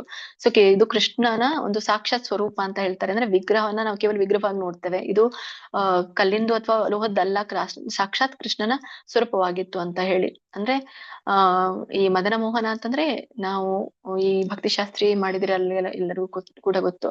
ಮನ್ಮಥನನ್ನು ಕೂಡ ಮೋಹಿಸುವಂಥದ್ದು ಈ ಮದನ ಮೋಹನ ವಿಗ್ರಹ. ಅಂದ್ರೆ ಮನ್ಮಥ ಅಂದ್ರೆ ಕಾಮ ದೇವ ಹಿಂಗೆ ಹೇಳ್ತಾ ಇರುವಂಥದ್ದು. ಮನ್ಮಥನನ್ನು ಕೂಡ ಮೋಹಿಸುವಂಥದ್ದು ಅಂತ ಹೇಳಿ ಈ ಒಂದು ಅರ್ಚಾ ವಿಗ್ರಹ ರೂಪದಲ್ಲಿ ಅಲ್ಲಿ ಮದನ ಮೋಹನ ವಿಗ್ರಹ ಇದೆ. ಹೀಗೆ ಆರ್ಚಾಯಾಮ್ ಇಲ್ಲಿ ಪದ ಇದೆ. ಸೊ ಹೀಗೆ ಈ ಒಂದು ಮದನ ಮೋಹನದ ಒಂದು ವಿಗ್ರಹದ ಕುರಿತಾಗಿ ಇಲ್ಲಿ ಹೇಳ್ತಾರೆ. ಸೊ ಅದ್ರ ಮುಂದ್ಗಡೆ ಹೋಗಿ ಅವರು ಒಂದು ಮಾರ್ಗದರ್ಶನವನ್ನ ಪಡೀತಾರೆ, ಆಜ್ಞೆಯನ್ನ ಪಡೀತಾರೆ. ಸೊ ಇದೇ ಕೃಷ್ಣನ ಭಕ್ತಿ ಅಂತಂದ್ರೆ ಒಂದು ಆಂತರಿಕ ಪ್ರೇರಣೆ ಅವ್ರಿಗೆ ಸಿಕ್ತು, ಮತ್ತೆ ಭಗವಂತನ ಸಮ್ಮತಿಯು ಕೂಡ ಇದರಿಂದ ಸಿಕ್ತು ಅನ್ನೋದನ್ನ ಇಲ್ಲಿ ಹೇಳ್ತಾರೆ.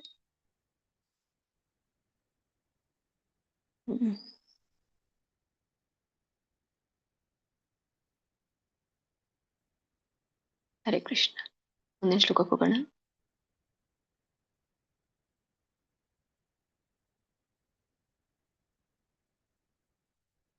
ಶ್ರೀ ಚೈತನ್ಯ ಚರಿತಾಮೃತ ಆದಿಲೀಲಾ ಅಧ್ಯಾಯ 8 74ನೇ ಶ್ಲೋಕ. ದರ್ಶನ ಕರಿ ಕೈಲುಂಗ ಚರಣ ವಂದನ ಗೋಸಾಯಿಂದಾಸ ಪೂಜಾರಿ ಕರೆ ಚರಣ ಸೇವನ. ದರ್ಶನ ಕರಿ ಕೈಲುಂಗ ಚರಣ ವಂದನ ಗೋಸಾಯಿದಾಸ ಪೂಜಾರಿ ಕರೆ ಚರಣ ಸೇವನ. ಪಾರ್ವತಮ್ಮ ಮಾತಾಜಿ ಓದಿ. ಪಾರ್ವತಮ್ಮ ಮಾತಾಜಿ ಅನ್ಮ್ಯೂಟ್ ಮಾಡ್ಕೊಳ್ಳಿ. ಹರೇ ಕೃಷ್ಣ ಮಾತಾಜಿ. ದರ್ಶನ ಕರಿ ಕೈಲು ಚರಣ ವಂದನನ ಗೋಸಾಯಿ ದಾಸ ಪೂಜಾರಿ ಕರೆ ಚರಣ ಸೇವನ. ದರ್ಶನ ಕಾಣಲು ಹೋಗುವುದರಿಂದ ಕರಿ ಮಾಡುವುದು, ಕೈಲು ಮಾಡಿದರು ಚರಣ ಪಾದಕಮಲಗಳು. ವಂದನ ಪೂಜೆ ಗೋಸಾಯಿ ದಾಸ ಗೋಸಾನಿ ದಾಸರು ಪೂಜಾರಿ ಅರ್ಚಕ. ಕರೆ ಮಾಡುತ್ತಾರೆ ಚರಣ ಪಾದ ಪದ್ಮಗಳು. ಸೇವನ ಸೇವೆ. ಅನುವಾದ. ಮದನ ಮೋಹನನ ದೇಗುಲಕ್ಕೆ ನಾನು ಭೇಟಿ ನೀಡಿದ ಹೊತ್ತಿನಲ್ಲಿ ಅರ್ಚಕ ಗೋಸಾನಿ ದಾಸರು ಪ್ರಭುವರ್ಯರ ಚರಣ ಸೇವೆ ಮಾಡುತ್ತಿದ್ದರು. ನಾನು ಕೂಡ ಪ್ರಭುಗಳ ಪದತಲದಲ್ಲಿ ಪ್ರಾರ್ಥಿಸಿದೆನು. ಹರೇ ಕೃಷ್ಣ. ಧನ್ಯವಾದಗಳು ಮಾತಾಜಿ. ಹರೇ ಕೃಷ್ಣ. ಹರೇ ಕೃಷ್ಣ. ನಮ್ಗೆ ಅನುವಾದವನ್ನ ನೋಡಿದಾಗ ಎಷ್ಟು ಸರಳವಾಗಿದೆ, ಎಷ್ಟು ಸಿಂಪಲ್ ಆಗಿದೆ. ಇನ್ನಿಷ್ಟು ಸಿಂಪಲ್ ಆಗಿರೋದನ್ನು ಕೂಡ ಇವ್ರು ಬರಿಬೇಕಿತ್ತ ಅಂತ ಹೇಳಿ ಅನ್ಸುತ್ತೆ. ಬಟ್ ಒಳ ಅರ್ಥ ತುಂಬಾನೇ ಇದೆ. ಇಲ್ಲಿ ಅವ್ರು ಹೇಳ್ತಾ ಇರುವಂತದ್ದು, ಸೊ ಮೊದಲನ ಮೋಹನ ದೇವಾಲಯಕ್ಕೆ ನಾನು ಭೇಟಿ ನೀಡಿದೆ. ಸೊ ಅಲ್ಲಿ ಏನ್ ನಡೀತಾ ಇತ್ತು ಆ ಸನ್ನಿವೇಶವನ್ನ ಹೇಳ್ತಾರೆ. ಸೊ ದೇವರ ಚರಣಗಳಿಗೆ ನಾನು ವಂದಿಸಿದೆ. ಸೊ ಆ ಸಮಯದಲ್ಲಿ ಏನಾಯ್ತು, ಗೋಸಾಯಿದಾಸ ಅನ್ನುವಂತ ಒಬ್ಬ ಪೂಜಾರಿ, ಸೊ ಪೂಜಾರಿ ಕೂಡ ಭಗವಂತನ ಚರಣಗಳ ಸೇವೆಯನ್ನ ಮಾಡ್ತಾ ಇದ್ರು ಅನ್ನೋದನ್ನ ಇಲ್ಲಿ ಹೇಳ್ತಾರೆ. ಸೊ ಒಳಾರ್ಥವನ್ನ ಏನ್ ತಿಳ್ಕೊಳ್ಬಹುದು ಅಂತಂದ್ರೆ, ದರ್ಶನಕರಿ ಕೈಲಂಗ ಚರಣ ವಂದನ, ಮದನ ಮೋಹನ ದರ್ಶನ ಮತ್ತೆ ಪಡ್ಕೊಂಡೆ, ಮತ್ತೆ ವಂದನೆಯನ್ನ ಮಾಡ್ದೆ ಅಂತ ಇಲ್ಲಿ ಹೇಳ್ತಾ ಇರುವಂತದ್ದು. ಅಂದ್ರೆ ದರ್ಶನ ಅಂತಂದ್ರೆ ಏನಿಲ್ಲಿ, ಸೊ ಕೇವಲ ದರ್ಶನ ಅಂತಂದ್ರೆ ಕೇವಲ ನೋಡೋದಕ್ಕಲ್ಲ, ನಾವು ಹೋಗಿ ಕೈ ಮುಕ್ಕೊಂಡು ನಿಲ್ಲೋದಕ್ಕಲ್ಲ ಅಲ್ಲಿ ಹೋಗೋದು. ಸೊ ಇದೊಂದು ಆಧ್ಯಾತ್ಮಿಕವಾದಂತಹ, ನಾವು ಕನೆಕ್ಟ್ ಮಾಡ್ಕೊಳ್ಲಿಕ್ಕೆ ಹೋಗ್ತೀವಿ ನಮ್ಮನ್ನ ನಾವು. ಯೋಗ, ಈಗ ನೀವು ಹೇಗೆ ನಿಮ್ಮ ಇನ್ನರ್ ಸೆಲ್ಫ್ಗೆ ಕನೆಕ್ಟ್ ಆಗ್ಲಿಕ್ಕೆ ಯೋಗ ಮಾಡ್ತಿರೋ ಹಾಗೇನೆ ನಾವು ಟೆಂಪಲ್ಗೆ ಹೋದಾಗ ನಾವು ಒಂದು ಕನೆಕ್ಟ್ ಮಾಡ್ತೀವಿ ನಮ್ಮನ್ನ ನಾವು ಒಂದು ಸಂಪರ್ಕವನ್ನ ಬೆಳೆಸ್ಕೊಳ್ತೀವಿ, ಆಧ್ಯಾತ್ಮಿಕ ಸಂಪರ್ಕ.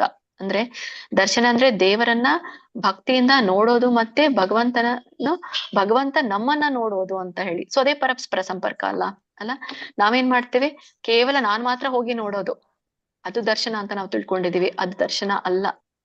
ದರ್ಶನ ಅಂತಂದ್ರೆ ಇಲ್ಲಿ ಟೆಂಪಲ್ಗೆ ನಾನು ಹೋದಾಗ ನಾನು ಭಗವಂತನನ್ನ ಭಕ್ತಿಯಿಂದ ನೋಡುವಂಥದ್ದು, ಮತ್ತೆ ಜೊತೆಗೆ ಭಗವಂತ ಕೂಡ ನಮ್ಮನ್ನ ನೋಡುವಂಥದ್ದು. ಅದಕ್ಕೆ ನಾವ್ ಹೇಳ್ತೀವಿ ಸಂಪರ್ಕ ಅಂತ.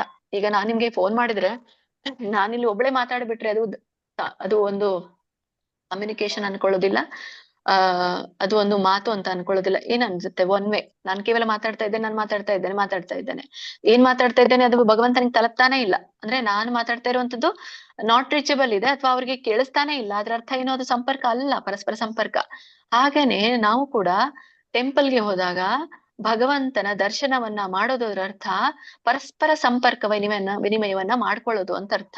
ಅಂದ್ರೆ ನಾನು ಕೂಡ ಮಾತಾಡ್ತಾ ಇದ್ದೇನೆ, ಭಗವಂತ ಕೂಡ ಮಾತಾಡ್ತಾ ಇದ್ದಾನೆ, ನಾನು ಕೂಡ ನೋಡ್ತಾ ಇದ್ದೇನೆ, ಭಗವಂತ ಕೂಡ ನನ್ನನ್ನ ನೋಡ್ತಾ ಇದ್ದಾನೆ. ಈ ಒಂದು ಸಂಪರ್ಕ ಅಲ್ಲಿ ಇರ್ಬೇಕು. ಸೊ ವಿಗ್ರಹದ ಸನ್ನಿಧಿಯಲ್ಲಿ ಸಾಕ್ಷಾತ್ ಭಗವಂತನ ಸಾನ್ನಿಧ್ಯವನ್ನ ನಾವು ಅನುಭವಿಸ್ಬೇಕು. ಎಷ್ಟು ಜನರಿಗೆ ಈ ಅನುಭವ ಆಗತ್ತೆ? ನಾವು ಹೋದ್ರೆ ಆಗತ್ತಾ? ಹೋಗಿ ಅಪ್ಪ ನಮ್ಗೆ ದರ್ಶನ ಸಿಕ್ಕರೆ ಸಾಕು ಅಂತ ಕೈ ಮುಕ್ಕೊಂಡು ನಾವು ಹೊರಗಡೆ ಬಂದ್ಬಿಡ್ತೀವಿ. ಅಲ್ಲಿ ನಿಮ್ಗೆ ಸಂಪರ್ಕ ಆಯ್ತಾ? ನಾವು ಹೋಗೋದು ಎದಕ್ಕೆ? ಕನೆಕ್ಟಿವಿಟಿಗೆ ತಾನೆ. ಈಗ ನೆಟ್ವರ್ಕ್ ಇದ್ದ ಜಾಗಕ್ಕೆ ನೀವು ಮಾತಾಡ್ತೀರಿ, ನೆಟ್ವರ್ಕ್ ಇದ್ದ ಜಾಗಕ್ಕೇನೆ ಕನೆಕ್ಟ್ ಆಗೋತ್ತಾನೆ. ನೀವು ಟೆಂಪಲ್ಗೆ ಹೋದ್ರೆ ನೀವು ಕನೆಕ್ಟ್ ಮಾಡದೆ ಹಾಗೆ ಬಂದ್ಬಿಟ್ರೆ ಇದ್ರ ಅರ್ಥ ಏನು? ನೀವು ಟೆಂಪಲ್ಗೆ ಹೋಗಿನೂ ಕೂಡ ಏನು ಉಪಯೋಗ ಇಲ್ಲ ಅಂತ ಅರ್ಥ. ಸೊ ಹೀಗೆ ಸಿದ್ಧಾಸ್ ಕವಿರಾಜ್ ಗೋಸ್ವಾಮಿ ಅವರು ಇಲ್ಲಿ ಬರೀತಾ ಇರುವಂತದ್ದು, ದರ್ಶನ ತೆಗೆದುಕೊಂಡೆ ಅಂತ ಇಲ್ಲಿ ಹೇಳೋದರ ಅರ್ಥ ಪರಸ್ಪರ ಸಂಪರ್ಕವನ್ನ ವಿನಿಮಯ ಮಾಡ್ಕೊಂಡ್ರು ಅಂತ. ಕರಿ ಕೈಲುಂಗ್ ಅಂತ ಹೇಳ್ತಾ ಇದ್ದಾರೆ ಇಲ್ಲಿ ಕವಿರಾಜ್ ಗೋಸ್ವಾಮಿ ಅವರು. ಸ್ವತಃ ಈ ಮಾಡಿದಂತಹ ಕ್ರಿಯೆಗೆ ಎಲ್ಲ ಹೇಳ್ತಾ ಇರುವಂತದ್ದು, ತಾವು ದೊಡ್ಡ ವೈಷ್ಣವ ಆಚಾರ್ಯರಾಗಿದ್ರು ಕೂಡ ಸ್ವತಃ ವಂದಿಸಿದ್ರು ಅಂತ ಹೇಳ್ತಾ ಇರುವಂತದ್ದು. ಅಲ್ಲಿ ಇರುವಂತ ಪೂಜಾರಿಗೆ, ಅಲ್ಲಿರುವಂತ ಭಗವಂತನಿಗಂತ್ರಿ ಮಾಡ್ಲೇಬೇಕು. ಸೊ ಕರಿ ಕೈಲುಂಗ ಅಂದ್ರೆ ಸ್ವಂತ ಆಚಾರ್ಯರಾಗಿದ್ರು ಕೂಡ ಸ್ವತಃ ವಂದಿಸಿದ್ರು ಅಂತ. ಚರಣ ವಂದನ ಅಂದ್ರೆ ಪಾದಗಳಿಗೆ ನಮಸ್ಕಾರವನ್ನ ಅವರು ಮಾಡಿದ್ರು. ಸೊ ವೈಷ್ಣವ ಸಂಪ್ರದಾಯದಲ್ಲಿ ಪಾದಗಳನ್ನ ನಮಸ್ಕರಿಸುವುದು ತುಂಬಾನೇ ಮುಖ್ಯವಾಗಿರುವಂತದ್ದು, ಅತ್ಯಂತ ವಿನಮ್ರತೆಯ ಒಂದು ಕ್ರಿಯೆ ಆಗಿದೆ. ಸೊ ಭಗವಂತನ ಪಾದಗಳು ಅತ್ಯಂತ ಪವಿತ್ರವಾದಂತವು. ಚರಣಗಳಿಗೆ ವಂದಿಸೋದು ಏನ್ ತೋರಿಸುತ್ತೆ ಅಂದ್ರೆ ನಾವು ಅಹಂಕಾರವನ್ನ ತ್ಯಾಗ ಮಾಡಿದೀವಿ ಅಂತ ಅರ್ಥ. ನೋಡಿ ನಾವ್ ಏನ್ ಮಾಡ್ತೇವೆ, ಟೆಂಪಲ್ಗೆ ಹೋದಾಗ ತಲೆಯನ್ನ ನಾವು ಕೆಳಗಡೆ ಹಣೆ ಹಚ್ಚಿ ನಮಸ್ಕಾರವನ್ನ ಮಾಡ್ತೇವೆ. ಇದರ ಅರ್ಥ ಏನು? ಅಹಂಕಾರವನ್ನ ತ್ಯಾಗ ಮಾಡಿ ಬಂದಿದೀವಿ ಅಂತ ಅರ್ಥ. ಹಾಗಾಗಿ ವಂದನೆ ಮಾಡಿದೆ ಅಂದ್ರೆ ನಾನು ಅಹಂಕಾರ ಬಿಟ್ಟು ಬಂದಿದ್ದೀನಿ ಅನ್ನುವಂತ ಒಂದು ಕಾರ್ಯ ಇಲ್ಲಿ ತೋರ್ಸತ್ತೆ. ಸೊ ಹೀಗೆ ನಾವು ಟೆಂಪಲ್ಗೆ ಹೋದಾಗ ಯಾಕೆ ಹಣೆ ಹಚ್ಚಿ ನಾವು ನಮಸ್ಕಾರ ಮಾಡ್ತೀವಿ? ಇದ್ರ ಅರ್ಥ ಏನು? ನಾನು ಅಹಂಕಾರ ತ್ಯಾಗ ಮಾಡಿ ಬಂದಿದ್ದೀನಿ ಅಂತ. ಅದು ಕೆಳಗೆ ಬಗ್ಗಿದಾಗ ಇರುತ್ತೆ, ಮತ್ತೆ ನಾವು ಮೇಲೆ ಎದ್ದಾಗ ಮತ್ತೆ ಅದೇ ಅಹಂಕಾರ ನಮ್ಮ ತಲೆಯ ಮೇಲೆ ಓಡಾಡ್ತಾ ಇರುತ್ತೆ. ಬಟ್ ಆದ್ರೆ ನಾವು ಹಣೆ ಹಚ್ಚಿ ಅಹಂಕಾರವನ್ನ ತ್ಯಾಗ ಮಾಡಿದೀವಿ ಅನ್ನುವಂಥದ್ದನ್ನ ನಮ್ಗೆ ಇದು ವಂದನೆ ಅನ್ನುವಂಥದ್ದು ಸೂಚಿಸುತ್ತೆ. ಗೋಸಾಯಿದಾಸ ಪೂಜಾರಿ ಕರೆ ಚರಣ ಸೇವನ, ಪೂಜಾರಿಯ ಸೇವಾ ನಿಷ್ಠೆ ಈ ಒಂದು 2ನೇ ಲೈನಲ್ಲಿ ತೋರಿಸುವಂಥದ್ದು. ಸೊ ಈ ಸಮಯದಲ್ಲಿ ಗೋಸಾಯಿದಾಸ್ ಅನ್ನುವಂಥ ಪೂಜಾರಿ ಈ ಭಗವಂತನ ಚರಣಗಳನ್ನ ಸೇವೆಯನ್ನ ಮಾಡ್ತಾ ಇದ್ರು. ಸೊ ಗೋಸಾಯಿದಾಸ್ ಅಂದ್ರೆ ಇವರು ಒಬ್ಬರ ನಿರ್ದಿಷ್ಟ ಇವರು ಒಬ್ರು ಭಕ್ತರು. ಗೋಸಾಯಿ ಅಂದ್ರೆ ಇವರು ನಾವೆಲ್ಲ ಹೇಳ್ತೀವಲ್ಲ ಪೂಜಾರಿ, ಆಚಾರ್ಯರು ಅಂತ ಹೇಳಿ ಕರಿತೀವಲ್ಲ, ಇಲ್ಲಿ ಗೋಸಾಯಿ ಅಂತ ಹೇಳ್ತಾರೆ. ಅಂದ್ರೆ ಸ್ವಾಮಿ ಅಂದ್ರೆ ಗುರು ಅಂತ ಅರ್ಥ. ಶುದ್ಧ ಭಕ್ತರಾಗಿದ್ರು. ಸೊ ಪೂಜಾರಿ ಅಂದ್ರೆ ಈ ದೇವಾಲಯದಲ್ಲಿ ಇವರು ದೈನಂದಿನವಾಗಿ ಪೂಜೆಯನ್ನ ಅಂದ್ರೆ ಅರ್ಚನೆಯನ್ನ ಮಾಡ್ತಾ ಇದ್ರು. ಸೊ ಅವರ ಕರ್ತವ್ಯ ಪವಿತ್ರವಾದದ್ದು, ತುಂಬಾನೇ ಜವಾಬ್ದಾರಿಯುತವಾದದ್ದು ಅಂತ ಇಲ್ಲಿ ತೋರಿಸುತ್ತೆ. ಸೊ ಕರೆ ಚರಣ ಸೇವನ ನೋಡಿ, ಅವರು ಭಗವಂತನ ಚರಣ ಸೇವೆ ಮಾಡ್ತಾ ಇದ್ರು ಅಂತ ಯಾಕೆ ಬರಿಬೇಕಿತ್ತು ಇವ್ರು? ಅಲ್ಲ ಸೊ ಯಾಕೆ ಬರಿತಾ ಇದ್ದಾರೆ ಅಂದ್ರೆ ಕರೆ ಚರಣ ಸೇವನ ಅಂತ ಯಾಕೆ ಬರಿತಾ ಇದ್ದಾರೆ ಅಂದ್ರೆ ಭಗವಂತನ ಪಾದಕಮಲಗಳ ಸೇವೆ ಮಾಡ್ತಾ ಇದ್ರು. ಸೊ ಇದು ಪೂಜಾರಿಯ ಮುಖ್ಯ ಕರ್ತವ್ಯಗಳಲ್ಲಿ ಒಂದಾದ್ರೂ ಚರಣ ಸೇವೆ ಅತ್ಯಂತ ಪ್ರೀತಿಯಿಂದ ಕೂಡಿದ ಸೇವೆ ಅದಾಗಿತ್ತು ಅಂತ ಇಲ್ಲಿ ಹೇಳ್ತಾ ಇರುವಂತದ್ದು. ಚರಣ ಸೇವನ ಅಂದ್ರೆ ಅಂದ್ರೆ ಚರಣ ಸೇವನಗಳಿಗೆ ಈ ಕೇವಲ ವಂದನೆ ಅನ್ನುವಂಥದ್ದಲ್ಲ. ಚರಣ ಸೇವೆ ಹೇಗೆ ಮಾಡ್ತಾರೆ? ಪಾದಗಳಿಗೆ ಅಭಿಷೇಕ ಮಾಡುವಂಥದ್ದು, ಪುಷ್ಪಾರ್ಚನೆ, ಚಂದನ ಇತ್ಯಾದಿಗಳನ್ನ ಅರ್ಪಿಸುವಂಥದ್ದು, ಈ ಸೇವೆಯ ಒಂದು ಭಕ್ತಿ ಪ್ರೀತಿಯಿಂದ ಮಾಡುವಂತ ಒಂದು ಸೇವೆ ಈ ಚರಣ ಸೇವನ ಅಂತ ಇಲ್ಲಿ ಹೇಳ್ತಾ ಇರುವಂಥದ್ದು. ಮತ್ತೆ ಆ ಈ ಒಂದು ಶ್ಲೋಕದಲ್ಲಿ ಕವಿರಾಜ್ ಗೋಸ್ವಾಮಿ ಅವರು ಈ ದೇವಾಲಯಕ್ಕೆ ಬಂದಾಗ ಪೂಜಾರಿ ಏನ್ ಮಾಡ್ತಾ ಇದ್ರು, ನಾನೇನ್ ಅಲ್ಲಿ ಹೋಗಿ ಮಾಡ್ದೆ, ದರ್ಶನವನ್ನ ಹೇಗೆ ತಗೊಂಡೆ, ಮತ್ತೆ ಪೂಜಾರಿ ಹೇಗೆ ಚರಣ ಸೇವನವನ್ನ ಹೇಗೆ ಮಾಡ್ತಾ ಇದ್ರು, ಸೊ ಅನ್ನೋದನ್ನ ತುಂಬಾ ಒಂದು ಆಂತರಿಕ ಒಂದು ಅರ್ಥ ಇಟ್ಕೊಂಡು ಇಲ್ಲಿ ಕೊಡ್ತಾ ಇರುವಂತದ್ದು.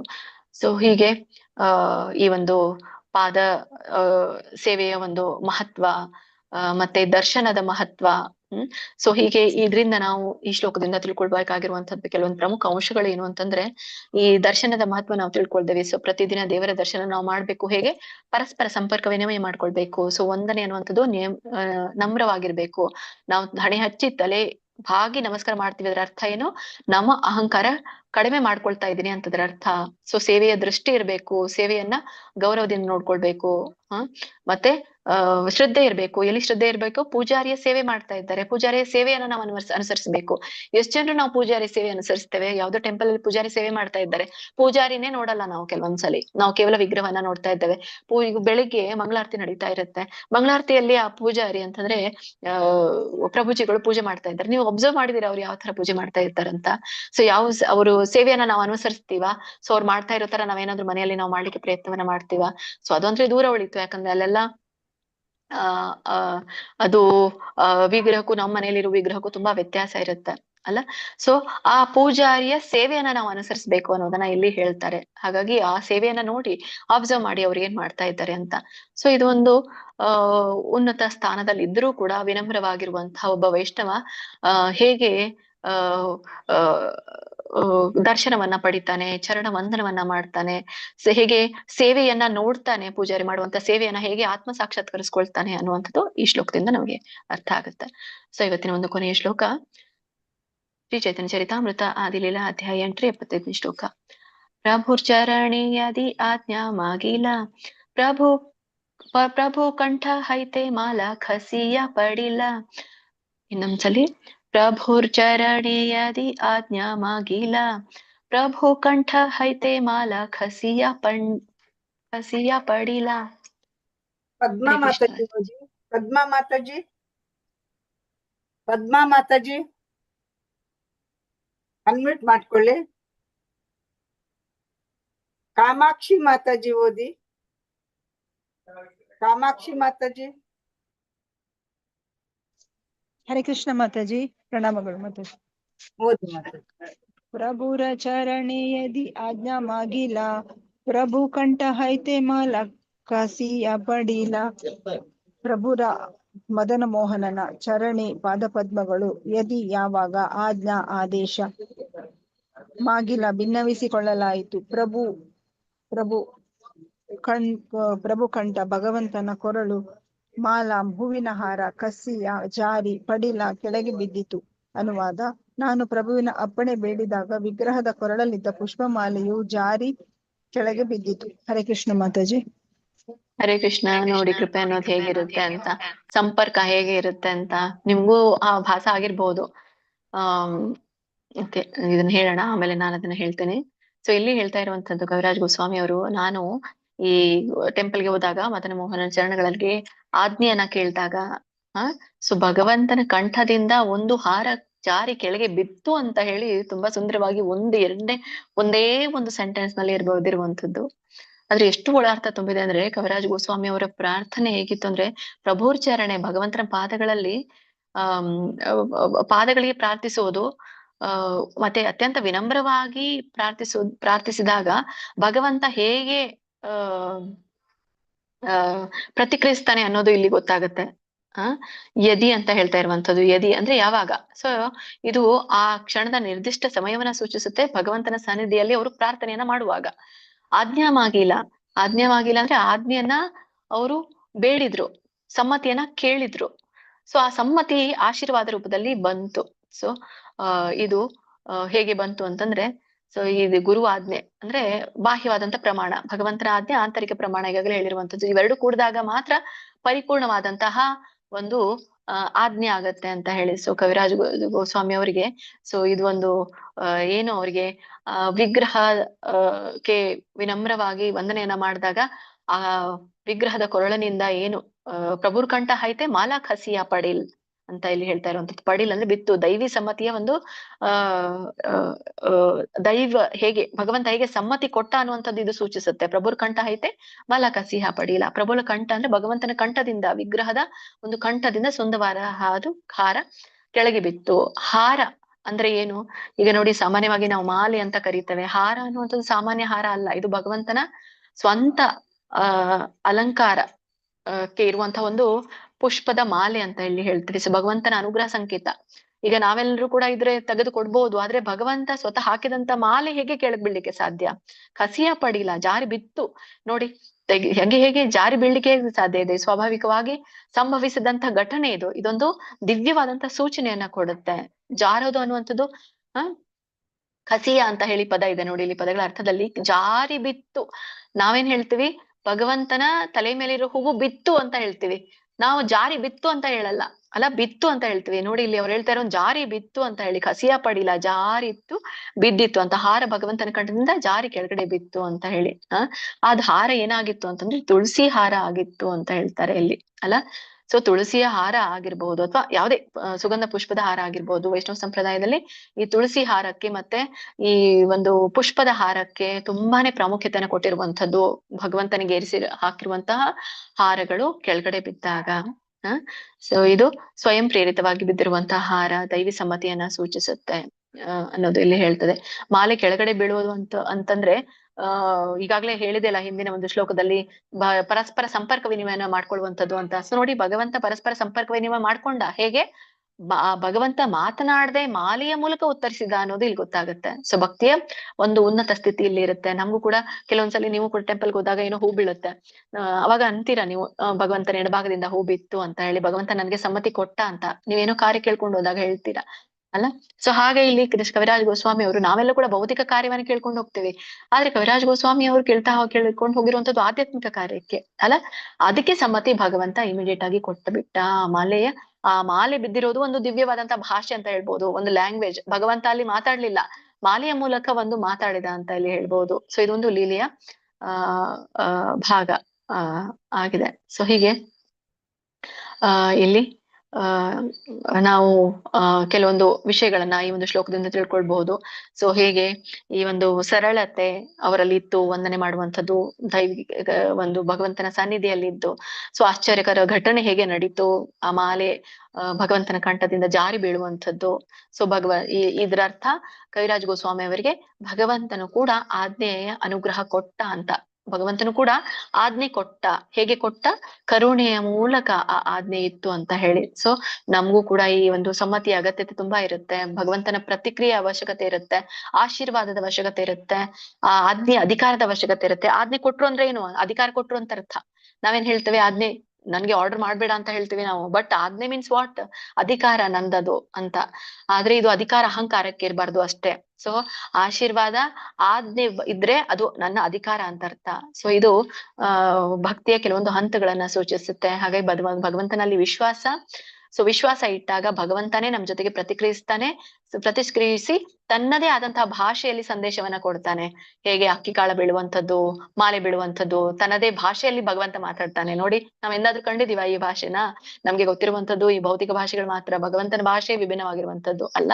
ಸೊ ಹೀಗೆ ಗುರುಕೃಷ್ಣನ ಒಂದು ಸಮನ್ವಯ, ಇಬ್ಬರ ಒಂದು ಸಮ್ಮತಿ ಹೇಗೆ ಪಡೆದ್ರು, ಭಗವಂತನ ಸನ್ನಿಧಾನದಲ್ಲಿ ಹೇಗೆ ಸಾಕ್ಷಾತ್ ಭಗವಂತನ ಒಂದು ಸನ್ನಿಹಿತ ಅವರಿಗೆ ಸಿಕ್ತು ಅಂತ ಹೇಳಿ. ಸೊ ನಾವು ಕೂಡ ಹೀಗೆ ಭಗವಂತನ ಸನ್ನಿಧಿಯಲ್ಲಿ ಇದ್ದಾಗ ಹೀಗೆ ದೈವಿಕ ಅನುಗ್ರಹವನ್ನ ಪಡ್ಕೊಳ್ಬಹುದು. ಯಾವುದಕ್ಕೆ?